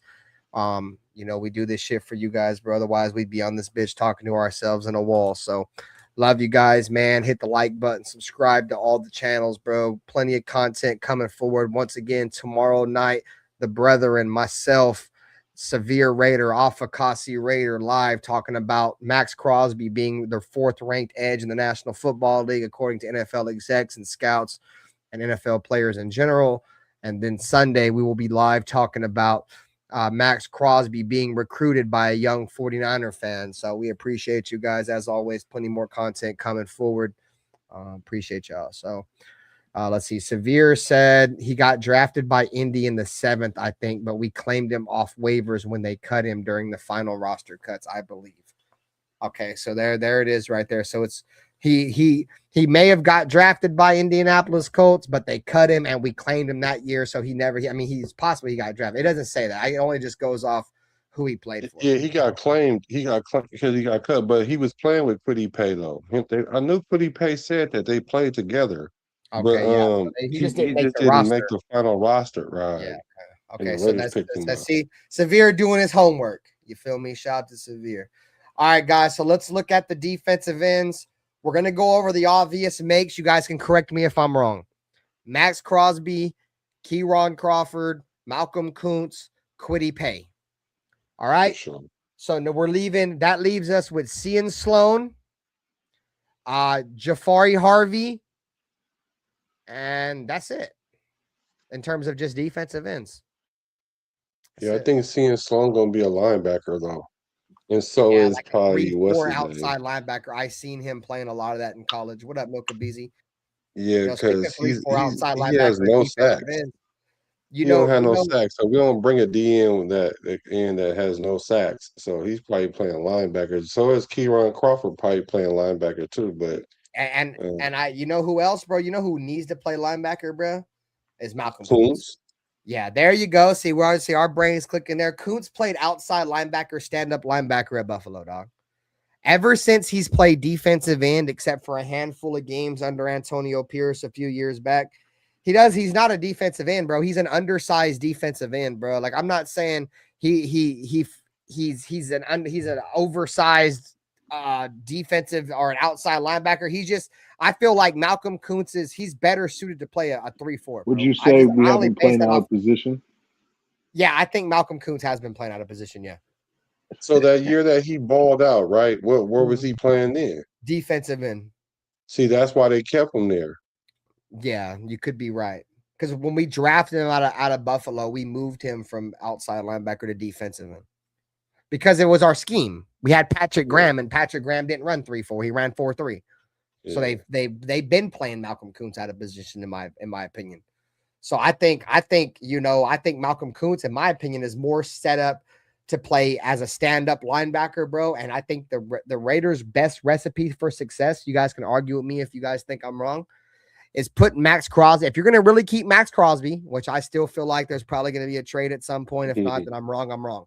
But anyways, that's a story for another day. I think the best chance for the Raiders to win is run 3-4, put Max Crosby at defensive end, and you put fucking Malcolm Kuntz as outside linebacker right next to fucking Max Crosby, and you let them rush every fucking time, bro. You let those two guys right next to each other rush.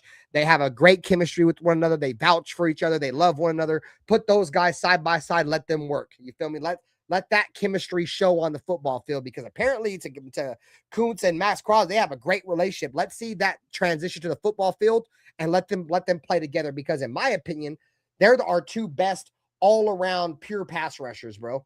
I mean, Malcolm Kuntz hasn't been healthy, right? But if he's healthy, I think he's still one of our best pure pass rushers. Put him and Crosby on the same fucking side and just let it fucking rock.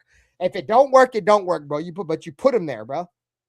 I might be wrong, but that's how I would run the roster. On the other end with mental reps, and that might be an issue. Boy, you put Kwity Paye on the other end and mental reps right next to him. Mental reps. And Kieron Crawford, and then we just go crazy. Our other outside linebacker, like we don't got nobody else to put over there. No, we got Cian Sloan. He'll play outside linebacker too. Yeah, I hear you. I mean, I don't know. I just feel like I'd want to put my best 2 pass rushers next to each other, bro. That's always been my mindset. I remember, guys, remember when back to the Khalil Mack days when they would put Khalil Mack and Bruce Irvin next to each other, and for that short amount of time when we had Alden Smith and they were putting Khalil Mack and Alden Smith on the same side. So that's just my mindset. I would run it that way. I don't think Max Crosby is going to be able to make it as a stand-up outside linebacker in a 3-4. I don't think it's going to happen, bro. I truly don't believe it, dog. Dude, Raider fans last year when Max Crosby were dropping into coverage, why are they dropping Max Crosby into coverage? He sucks. Why are they doing that? Let him rush. Well, guess what? When you're a fucking defensive, an outside linebacker in a 3-4, you're going to be expected to drop into coverage, bro. And if you look as uncomfortable as he did in coverage, that's going to be a fucking problem, bro. That's going to be a problem. That's why we drafted Keyron Crawford, because they drop him into coverage and he's comfortable in coverage. You have to have guys that are comfortable they're not going to back up every single time, but when they are, they have to be comfortable and they can't be a liability. As soon as a team sees the Raiders drop Max Crosby in coverage, they're throwing the ball at him and he's not going to do nothing. He's not a fucking outside linebacker. He's a fucking defensive end. They're going to put a linebacker on him and they're going to expose him. And they're going to put a running back on Max Crosby and they're going to expose him. Bro, no. If Max have to go and drop in the coverage, he only going to drop to hook the curl. He's not about to be running all over the place. If they run man, outside linebackers are expected to pick up You're running not running man. In the man. passing game. You should know this, Black. You ain't running no man. But they're not running a man. You never know when the situation is at hand. You're gonna have to run a particular play, and if it's gonna be man, he's gonna have to guard a running back, and he's not guarding a running back. No, he's not. I mean, whatever. I mean, if he plays up stand up outside linebacker, at some point he's gonna have to guard somebody. He's not gonna have to play man on a running back. I promise you. They play man. He's gonna have to play man. But they're not gonna call man when he's the one that's dropping back. I mean, it's hard to predict the future. I mean, I hear you, bro. I've seen the Raiders do dumber shit, but I hear you. It's a scheme, bro. All right. So, any other arguments behind the defensive end? I mean, obviously, we got Cian Sloan. I think you're right on the head with that. I think Cian Sloan's probably going to be the only other guy. I don't know who Jafari Harvey is. His name sounds kind of cool. I'm not going to lie. It has a ring to it. Right.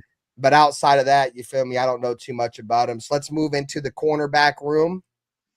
There's going to be a lot of competition here, guys. I think this is where the most of the competition is going to come out. I know Black and Dirty aren't really extremely high on Darian Porter. I mean, we just went over the NFL's prediction. I didn't know, dude. Darian Porter only allowed like a sub 80% passer rating when targeted, and that's pretty fucking good for a converted wide receiver coming out of college playing corner. I mean, you take it with a grain of salt, I suppose, right? But obviously, you're going to have Darian Porter there. I think he's going to be a bona fide roster spot just because of obviously where he was. The Raiders aren't going to cut him. So you're going to have Darian Porter. You're going to have Eric Stokes. You're going to have Jermod McCoy. You're going to have Hezekiah Masses, and you're going to have Teron Johnson. Is there any argument there that those guys are probably going to be the corners that are going to come into the fucking regular season? Those are going to be the main guys, right? Yeah. I did see a stat about Porter in that room, though, right? I did see a stat about Porter doing something very well. And granted, I was like, okay, well, maybe I might not know, right? So I'm going to keep my mind open to that. But what I do know is he did start, and then he got Caillou was getting work, but Caillou got more interceptions than him. But he came in for Caillou, and then Caillou came back in for him. So that's what gave me the perception that he's not ready yet. Now, I don't know. I'm going to postpone my judgment when it comes to Darian Porter because I was out on Darian Porter, but okay, I don't know. I'm just going. I'm clean slate, as y'all say. I'm with you. I do not like Porter. I think he's one of those regime. Oh, he had that subpar 80 presser rating, dude. That's in the top. That's in the top 20 corners in the league. That was last year, but I think this regime. Okay, I'll shut up. I'm a fan. That's all. This regime, it's not going to fit. It's just like every time we switch over regimes, the rosters, it doesn't match up with what the new vision is, and I think that's what we have here. But I do see them. I see them at least trying them out at maybe safety before they totally give up on them. Let them play some slot right there. Darian Porter get a shot to run safety. Run some plug nickel. around back there, see if he picks anything up or if he looks more natural. Because for real, corner, he did not look natural at all. I thought he took some bad angles. His instincts were lacking. It's like literally like his first year playing corner, though, Nate. Like you got to give him some kind of like, bro, So- like he Yeah, can't. but then you can't say he's gonna be the starter next year if that's the case. I'm not Like, saying he's I going to agree. be the starter. I'm not No, saying no, not you. Okay, He's a projected starter right now. It's because the reason why though, Black, is because look on paper, dude. We don't have nobody. Man, Like, at if you're- corner, we got right a bunch now, of dude, because we're going off veteran. I mean, that might be the wrong term, but guys who have played right in the NFL, they're not going to go out and name Jermod McCoy right off the rip the starter over Darian Porter. They're not going to do that with Hezekiah Mysis, whoever the fuck this dude is here, respectfully. DCAM, they're not going to do that because these dudes have very limited playing time, dude. Of course, they're going to be like Darian Porter is going to be the main dude because he got significant playing time last year. And the playing time that he got, he held quarterbacks to a subpar 80 rating. You know what I'm saying? Like, he's got some reputable numbers. These dudes ain't never done shit. That's the only reason why he's penciled in. That's the only reason why, respectfully to all these guys. That's the only reason why. These dudes ain't never did shit. I agree with you on that. That's all. That's the only point I'm trying to make. And that's the only point I was ever trying to argue with Darian Porter. It's that, like, Jermod McCoy, like, it's all based off what he can, what he may be able to do. Like, we don't know. Hezekiah Mysis, what he may be able to do. We don't know. We know, I feel like Teron Johnson's probably one of the surefire guys we have that we know he's going to come in and probably be better than Darian Porter. He may even be better than Eric Stokes. He's that good at a slot corner. You know what I'm saying? But DCAM, we don't know because he ain't really played for us at all. You know what I'm saying? He's got very limited roles. And if I remember correctly, he was getting cooked. So, I mean, it is what it is. But like I said, the what's the word? The foam will rise to the top, whatever the hell the shit is. All that shit will rise. The cream will rise to the top, whatever. Come here in a couple of weeks. You feel me? And I think that's probably the biggest room that's going to have the most competition is going to be that cornerback room, dude. So Darian Porter was a 54.4 PFF defense grade. Caillou was a 51.9. The difference is Caillou has 6 pass deflections. Porter had 3.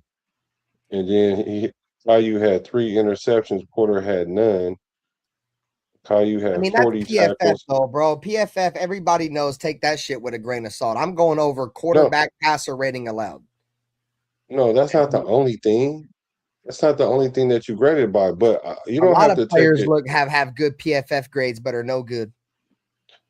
No, you got to break it down to. I'm not trying to shit on your take, bro. Sorry, dog. No, you can if you want to, but what I do know is you can take the PFF grade out or whatever. I'd rather have a corner that got 3 interceptions versus none, and I'd rather have a corner that got 6 Dude, pass deflections. Caillou Blue Kelly had 3 interceptions, but gave up the highest passer rating in the National Football League out of 160 plus eligible corners. Black. What do you mean? But we're not justifying any of that. They both was equally garbage. No, they weren't as equally garbage. One gave up a subpar 80% quarterback rating, and the other one gave up 130%. Okay, all right. So why did he end up? So how did he end up in the low 50s then, bro? I don't know because that's why he had no pass deflections, he had no interceptions. I don't work for Pro Football fucking. No, because I'm telling you why. Because he had no interceptions and limited pass deflections, bro. And that's all. I mean, Caillou Blue Kelly has played corner his entire life, college and the National Football League. Darian Porter's played corner for 1 season. So, I mean, it is what it is. I ain't making excuses. So he had a sub. So what did Darian Porter have? It was like he allowed like an 86 or an 84.2 quarterback rating when targeted. And the only person higher than him was Eric Stokes, who allowed an 81 point something, which was number 1 in football. Eric Stokes had the lowest quarterback rating allowed in football last year, and Darian Porter was only 5 points off of that. You know what I'm saying? So, I mean, I'm just going off passer rating. The only reason why I know that is I just did the NFL little review shit, their preview shit, and they mentioned all that shit. So I didn't know any of that shit neither. I didn't know Darian Porter played that well neither, bro, but he fucking did. I was like, okay, Darian Porter's playing all right, but I didn't know he was sub 80% passer rating type corner, dude. And he was, and that's impressive. That's especially for a guy that's only played corner. What was it, like 12 games in college and 1 year in the National Football League? You know, so essentially they're saying his issue is this is what Porter's issue is not the passing rating, which is a good. At least he can cover. That's good, right? Yeah, that's the point. That's what corners get paid to do, is cover. No. They get All right, paid. Go ahead. Sorry, in this league, in the league now, they get paid to tackle too. But yeah, I know his issue he was a good tackler too, though. His issue was he struggled in run defense, tackling consistency, or giving up like penalties. I don't know, but I don't know. I like. With that being said, it's easier to teach tackling than it is to cover. So yeah, tackling is a lot of fundamentals, dude. I mean, coverage is too. But I've said this before. In my honest opinion, you guys can argue with me if you guys believe I'm wrong. I think the 2 hardest positions, or maybe 3 hardest positions in the National Football League to learn as a rookie is probably left tackle, quarterback, and cornerback. You know what I'm saying? Like cornerbacks, dude, they have to guess 99% of the time. You feel me? And if you guess wrong, you're giving up touchdowns. You know what I'm saying? Especially from, like I said, a guy that converted. You know, he's only been playing corner for a short amount of time. The thing is, he's got the NFL body. It's not just a Pete Carroll thing. And I see, oh, well, he's not a scheme fit because he was drafted by Pete Carroll and Pete Carroll likes tall corners. Yes, Pete Carroll likes tall corners, dude, but the National Football League now is they want tall corners that can run. You know what I'm saying? It's not just a Pete Carroll thing. Pete Carroll just brought that to the National Football League. And he made that. He showed the importance of having a tall secondary. That's all Pete Carroll did. It's not just a Pete Carroll thing. That is a National Football League thing now. You're having fucking slot corners that are 6'4". Look at Kyle Hamilton, bro. He's a safety. He plays slot corner. He's 6'4". Look at the cocksucker up in Seattle they drafted last year. He's a safety. He plays slot corner. He's like 6'3". The NFL is getting to a taller, faster football robot fucking league, like Kubiak said with Brock Bowers, dude. You're having a lot of taller, faster dudes that you've never seen before, guys that are 6'4" that can run 4.3 when you've never seen that before, bro. It was always the little dudes that ran that. Now you're having these dudes coming out, and those are the unicorns, bro. Those are the unicorns. Those are the guys that if you can find the right one and he's a system fit, it's different, bro. It's different, bro. So that's what I'm saying. Tackling is an attitude. Yeah, tackling is an attitude. You just gotta want to do that. But so they saying Porter, his passing grade was 52, his coverage grade, and his run defense grade is 59.5. And they're essentially saying like PFF don't just grade when the quarterback targets just that guy. They grade it completely on even with the ball don't go to that guy or other metrics than just that. So it's a more comprehensive metric. All I'm saying is this though. Either way it go, like he's because the 86 grade is average, and that's pretty good for a first year corner. Like I get that. So now he just got to he has to step his game up a level though, for sure. And I think he can do it. I mean, we'll see. Yeah. So Rebel checked me with the quarterback rating. It wasn't quarterback rating. I believe Eric Stokes was #1 in completion percentage allowed. So you got me on that. It's all good. I'm glad I got you to correct me, but I knew it was one of them. It's completion percentage. All right, so let's continue to move on. It's 12 o'clock in the morning. I don't want to keep people around too much later. We're going to go over the safeties. Actually, we didn't even do the linebackers yet. We've already covered the course. Go over the linebackers. So we're going to look at the linebackers on the current Raiders roster. We're going to go over, I think, the guys that are for sure fires to make the roster. Then we'll talk about everybody else. Quay Walker, Cody Lindenberg, he's going to make because of special teams. Just keep that in mind. He's our special teams ace. He's a Pro Bowl special teamer. You have Nakobe Dean. So I think those are the only 3 guys that for sure have a spot right now. Quay Walker, Nakobe Dean, and Cody Lindenberg. That leaves you with Chris Thomas, Xavier Sori, Segun Alubi, Cameron McCrone, Tommy Eichenberg, Brennan Jackson, this guy Brennan Jackson, he might have a real shot, bro. He's an athletic fucking freak, dude. He's 6'4".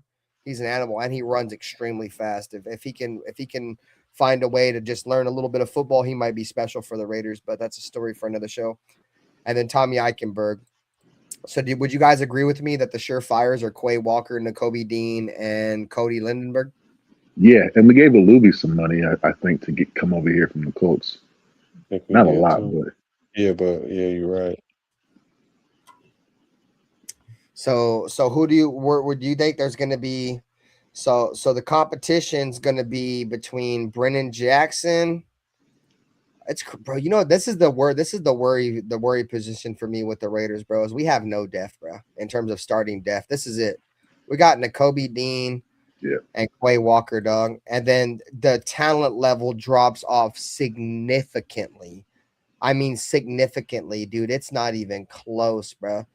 So, you know, that's the one thing that worries about me with this team. You know, one thing about me, I'm glad I'm not going in with the expectation that our defense is going to be very good anyway. So even if they get injured, which I hope they don't, and our defense sucks, I think our defense is going to suck anyway. So anyways, yeah, I mean, I think Brennan Jackson's going to have a chance to compete. Tommy Eichenberg, drafted by the Raiders. Obviously, he's going to want to make the team with his brother Cody Lindenberg making the squad. You feel me? And they're not really related. Their names just sound similar, chat. Sorry. Oh, we didn't even do the receivers. That's what made me remember the receivers. Okay, yeah. See, I'm kind of all over the place. Sometimes I need a little bit of direction, so we haven't done that. No, we all missed it. No, yeah, you straight. All right, so it's alphabetical order, so it's probably at the end. Yeah. Yeah, you're right. It's because it's the position by order. It's all good. It's whatever though. I ain't tripping. All right, so linebackers. You guys have making any argument for any of these guys? It's probably just a fucking shot in the bucket with who else makes the team, right? Yeah, I hope we grab somebody. Von Miller? I mean, he's an outside linebacker though. I mean, I ain't gonna lie, bro. If Von Miller was down to come to the Raiders just to rub it in the Broncos' face for the jig, bro, I would snatch him up, dog. I ain't gonna lie. Just to see if possibly there's something left there, dog. 10 sacks a season for sure. If he wants to play here, bro, I would grab him, but that's just me. Nick Ngakoue. So yeah, let's talk about the receivers, bro, because I feel like that one is probably gonna have a little bit more of a. So who's the Rebel Raider? That's Raiders. That's Raiders Unleashed. Raiders Rebel. No, wait, no. Oh, the Rebel Raider. Oh, he's the homie. He's been following my page for a long time. Why? No, because Unleashed said that wasn't him, and I'm like, y'all have similar names. Yeah, their names are similar. Yeah, that's why. That's why I thought you were talking about Raiders Unleashed. Yeah, it's hard to it's kind of confusing me now that I think about it. All right, anyways, let's move on. Shout out to Raiders Rebel and the other Raiders, because Raiders Rebel, Raiders Unleashed name used to be the Raiders Rebel, bro, or some shit like that. And then we already had the Rebel Raider that was already around, bro. So their fucking names are just I'm getting confused, goddammit, you son of a bitch. My brain ain't good enough. I know what you got. I know what you're saying. Talk about, goddammit. All right. So anyways, wide receivers. All right. So let's go over the obvious consensus guys that I think are probably going to make the roster. All right. You guys can argue with me if you guys want. All right. So we're going to have Trey Tucker. Okay. Jalen Naylor, Dante Thornton, Malik Benson, and Jack Besh. That's who I got. You guys got any debates on that? That's pretty much what we agree. I think that's who we agreed on the other night. No. Who again? So we got Trey Tucker, Dante Thornton, Jalen Naylor, Malik Benson, and Jack Besh. That's who I feel like is probably going to make the roster. But yeah, 5. I think that's 5. Yeah, I don't know. I think we might keep 5 or 6. I don't know. Shedrick Jackson, you don't think he'll make it? Nah, I think Shedrick Jackson's a feel-good story, dude. I don't think he makes the team. I hate to say that sounds kind of fucked up. I do like Shedrick Jackson, but we got a lot of guys that I wouldn't say a lot, but we got at least 4 guys that are better than him. So if he makes the roster, it's probably going to be because he beats out a Malik Benson. You know what I'm saying? And from what I'm hearing, Malik Benson looks the part. So if that's the case, I thought he could take Thornton's spot. what up, Fina? What Malik Benson taking Thornton's spot? Well, yeah, that, and then Jackson can take Thornton's spot. Dante Thornton is for sure making the squad, man. And he started all the games last year. Like, started hella games already. Shout out to the chat, man. Drop the like button, subscribe. Appreciate you. I mean, I'm interested to see what Shedrick Jackson can, because I feel like the one spot that's going to be available is the Malik Benson spot. That's that. If there's any competition, it's going to be competition with Malik. And from what, like I said, I'm only going off what I've heard of from guys that are at mini camp and watching the Raiders. Malik Benson's running away with this shit. You know what I'm saying? That's the only reason why I penciled him in. Now, if Shedrick Jackson can go out there and cook some shit, maybe that changes. Brandon Johnson, Chase Roberts, maybe that changes. EJ Williams, which I think EJ Williams may have a shot to, if he don't make the roster, he's probably going to be on the practice squad, like old buddy, the running back Himby, because he's from Indiana. I think the Raiders are going to try to keep him around. But outside of that, bro, it's just a spit in the pan. You feel me? Like, yeah, bro, I was confused, Raider Mike. Like, I fucking, my brain capacity can only work so fucking much, bro. When I'm trying to do shows and trying to think of what a motherfucking name is, bro. Like, when I was younger, my brain used to be able to do that, bro. I have a fucking old brain. My brain is a stupid brain. You know what I'm saying? You guys ever seen Scary Movie and they cut the dude's brain open and he's like, opens up the brain. It's like, this is your brain on drugs. That's my dumbass brain type shit. You feel me? So I couldn't comprehend exactly what was going on in the chat. But man, I love y'all boys. Hit the like button, subscribe. We're going to be back live tomorrow night, 8:30 p.m. with the homie Severe Raider and Afakasi Raider talking all things Max Crosby. So, all right, man. So Dante Thornton, I'm excited to see what he can bring in year 2. But this is a very weak wide receiver room. But that's going to bring competition, I think. Like, I think obviously Trey Tucker is going to be your number 1 receiver. Jalen Naylor is going to be your number 2. My question is, who's going to win that slot job, bro? Because Jack Besh isn't a slot wide receiver, bro. He's not a slot. He's an outside receiver, bro. Like, he can't really. I mean, I don't know, bro. If what you guys are saying is true, which is not true, but let's just assume that it is true that he can't get any separation. Like, I just go off what the report said, Black. That's what they said. I know, and they say a lot of things, but let's just assume that they're right, though. Okay. To get him open, then you put him in the slot. Like, you don't have to be a slot receiver to be put in the slot. Like, just like Randy Moss, the year that he got all them touchdowns, he was playing slot a lot of those times because it gives you the ability to maneuver before you get to the defender, or you can run through the zone or whatever. And I think Besh is going to be good for that. He's going to be a possession receiver. He's not a boundary receiver. Now, if you guys expect him to run by the corner all the time and get separation that way, no, that's what you got Dante Thornton for. Create that. But when we talk about slot wide receivers, though, Black, like the majority of the good ones are option route wide receivers in the slot and choice wide receivers in the slot, and he's not good at that, bro. No, he's not, bro. He's not enough. But that's not our offense. Our offense. We don't know. We don't know what our offense is. Yes, like, I hear you. Well, we don't know. I know. We're just assuming off of how he coached in Seattle. We don't know what it's going to look like. I'm not assuming nothing. What his expectations are. Bro, he's not about to come in and change all his stuff around, bro. He's not. Bro, I was the slot wide receiver for the Seattle Seahawks last year. I guarantee it wasn't a dude that was 6'2" that couldn't even fucking move. When he ran, he was running in mud.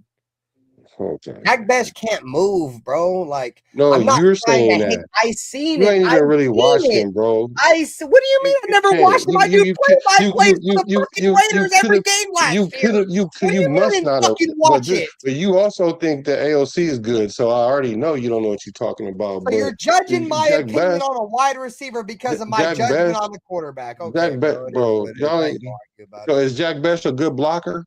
Yeah. Since you watched him, He's a good blocker. Yeah, he's solid. He's okay, solid. so that'll get him on the field already. Even if he can't we get drafted a wide separation. receiver in the second round to block. Oh my God! So now you act bro. like he can't catch, even though he caught 20 Can't create passes out of separation. 29. If you can't create separation, you're So not going to have the how did he opportunity to catch the ball. So how did he catch 20 passes then if he can't get open? Oh, you caught 20 passes and you were a He only second got round thrown pick. to You want me to give 29 him fucking times. balloons? You want me to give him He balloons? got thrown to 29 times. So what are you talking about? He won most of his He's battles. ass, bro. He's ass, dog. He's No, ass. you're saying that. Bro. Coaches and scouts around the league had him coming out of fucking college as a tight end, Black, and we drafted him in the second round to play wide receiver, bro. Like, what the fuck are we doing? Let's draft another feel-good story. You know what I'm saying? He's got a backstory that's pretty fucked up. I'm done with that, bro. I'm done with experimental players. I'm done with feel-good stories. And this is no disrespect to him and what his family went through.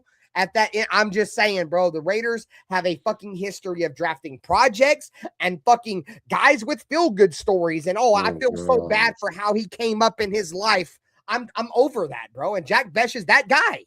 He fits that fucking ain't nobody mantra. bringing that up, bro. I don't even care about that part. Because everybody else I don't is even too care about sensitive that to part. bring I'm that gonna shit ask up, you, how dog. does a wide receiver that can't get open catch 20 out of 29 passes? Because he came in at the end of the year when the Raiders season was over. He been playing all year. All right. No, he wasn't playing all year long. All right. Okay. All right. What do you mean? All right. He didn't even get to play until the end of the year with the rest of the fucking second round picks that we drafted with him, with Carlos Rogers and Charles Grant, two other fucking busts. Okay. He'll prove it otherwise, bro. Okay. I love Spytek, bro. I like this draft class, bro. But this dude deserves a lot of shit for what he drafted last year, bro. And especially like y'all are shitting on Darian Porter. So for y'all that are shitting on Darian Porter was a bad pick. A lot of people said Ashton Jeanty. You don't draft Ashton Jeanty that high, right? Ashton Jeanty was a bad pick.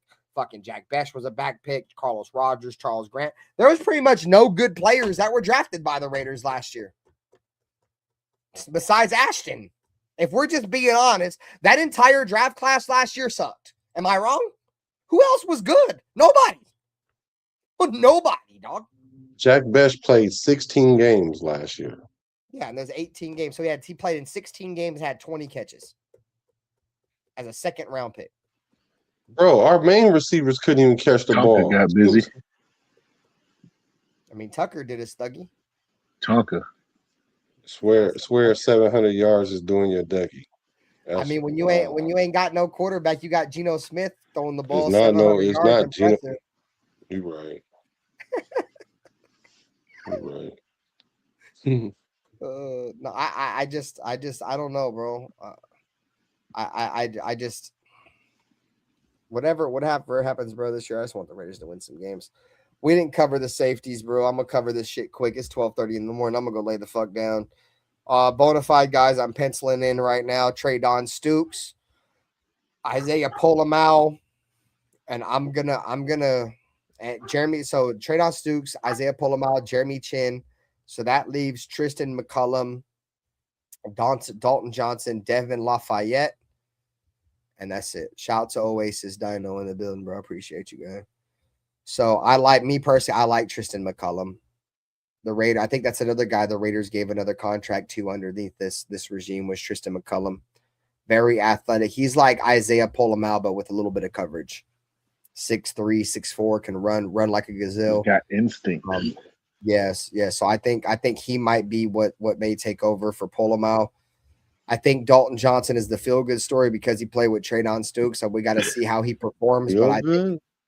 Because I mean, people are already claiming Dalton Johnson is going to make the roster. What are you talking about? What do you mean he is? That's because you don't Nothing even is know how he play guaranteed. either. What are You you don't know talking how he about? play either. You don't know how he play That's either. crazy, Then. bro. You're the absolute opposite of bet. Clint Let's Kubiak. bet. You say Let's just everybody's bet. going to Let's make just the bet. team Let's and just don't have bet, to bro. earn shit. And Get Clint all that. Kubiak Let's making just bet, people earn bro. it. Let's just bet he make the squad, bro. Let's just bet. What? Let's You're just bet. giving him a Since you're so roster spot? positive, I'm let's not just bet. giving nobody shit. Let's He's just gonna have bet to he earn make the squad, bro. Let's just bet. Since you're so confident about it and I feeling don't good know, about but it, just let's around bet. him making a 53-man roster as a Let's 5th or bet. 6th round pick is kind of crazy. It's not even close, bro. He's definitely gonna make I it. don't know. I'm not You so don't know. surefire Did on they get him. him before Massis? I don't Well, know. they don't even play the same. First of all, Dalton Johnson is a safety, a free safety at that. He plays free safety Bro, just I like seen the Raiders take Lynn Bowden, dude, in the 2nd round and trade him before the season even started. I know they play different positions, but what was the value for Dalton? Was that a 5th I round? don't know. What do you I mean? don't know.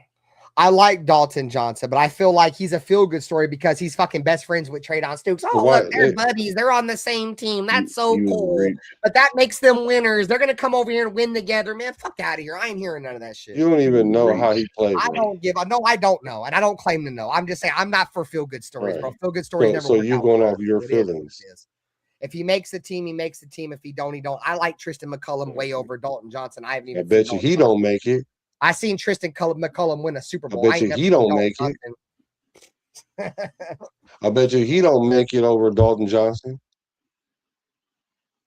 We'll see. We'll see. I ain't a betting man, bro. I'm not gonna come on here and make no bets, bro. No, I it don't could make be. It either- could be a either friendly one bet. of It us ain't better gotta than the be next on man, bro. nothing. You can sit here and keep saying making bets and It could be making a bets, bro. man's I don't bet. care about making no bets, bro. Do some push-ups or That shit something. don't mean nothing to me, bro. Yeah, That bet don't mean nothing to me, It's gang. time for you to go to bed. You're getting a little grumpy now. Well, so you over here trying to say we can make bets on shit. That shit don't mean nothing to me.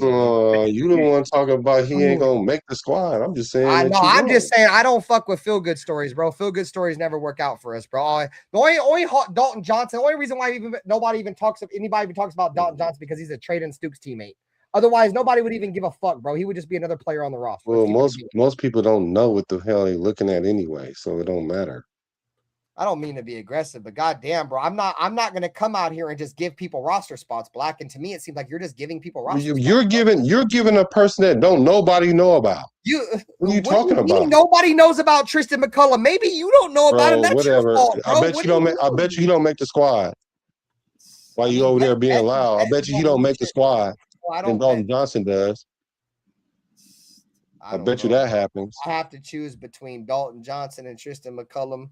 I'm taking Tristan McCullum. He's a Super Bowl winning. And I bet you you're wrong. I bet you Dalton Johnson make the squad before McCullum does. Promise you that. I mean, time will tell. May the cream rise to the crop. I don't really care who the name is on the back of the jersey. I care about the shield on the side of the helmet. I care about the wins and losses in the column. I don't care about the box score. So I'm out of here. With that being said, love y'all boys. It's always a great debate as always. I'm all right now. Severe. I know Severe with Black and myself. It's going to be a great show tomorrow. I know Nutty Raider Nate's going to be there. Afakasi will be there. It's going to be tomorrow night's going to be lit. You think tonight was a debate? Shit. Wait for tomorrow, man. Hopefully we'll get Dirty back, man. Shout out to Dirty and his family. I know they're having a birthday celebration over there, man. So shout out to them. Love you guys, man. You guys know we are going to be the most consistent content creator network on YouTube going forward. I promise y'all that. I'm coming on this bitch. I'm gonna put my all my effort in this shit right now. I'm locked in. And yeah, man, y'all ain't gonna regret it, bro. We got plenty of shows lined up all weekend, plenty of shows lined up next week. Me and Black working some shit behind the scenes, some debate shows. Yeah, I'm sure you guys are gonna love that too. We've had plenty of that tonight.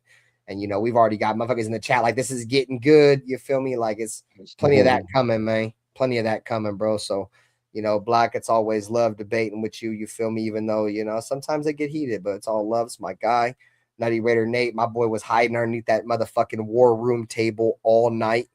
You know what I'm saying? But made some great content tonight. Got all of his takes in, you feel me? Said his piece and didn't bend on nothing. And that's what we lean on a little bit, man. So Severe said you better do your homework tomorrow, Black, man. So we excited. Bro, don't take what I said and don't take what I said and try to flip it back on me. Hey, chat, y'all know what time it is, bro. It's all love. Yes, We will be back sir. tomorrow night, gang. You guys have a great rest of your night. 8:30 p.m. Pacific Standard Time, 10:30 Mountain, Yes, yes. 11:30 p.m. Eastern, and 1:30 in the a.m. for my boy Afakasi Raider, man, who's gonna be pulling It's all up. love, Severe. I'm looking forward to it, 1:30 brother. p.m. for Afakasi. Love y'all, boys. Peace, guys. Have a great night. Hit the like button. Okay. Which team, by colors alone, is identifiable around the world? The autumn wind is a raider. Which team, by slogan, commitment to excellence, Pillaging just for fun. just win, baby? He'll knock you round, All those things then upside down, are the Raiders. and laugh when he's conquered and won. When you have great coaches, then after you have great coaches, you get great players. You have a great organization, and you tell them one thing: just win.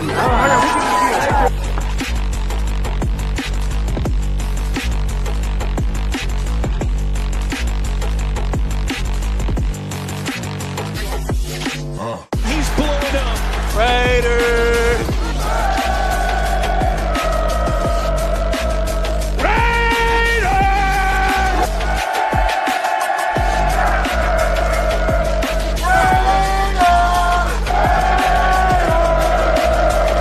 Just win, baby.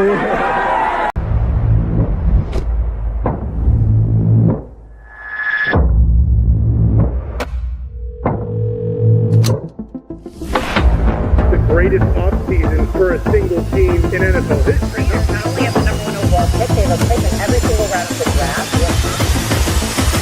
Welcome to the dark side, my friend. Let's go, baby. Raiders select Ashton Jenkins. Bowers made the catch. Reached the 5. Touchdown.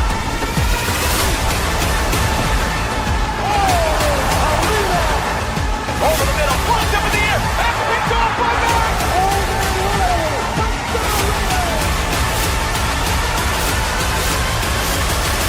The greatness of the Raiders is in its future.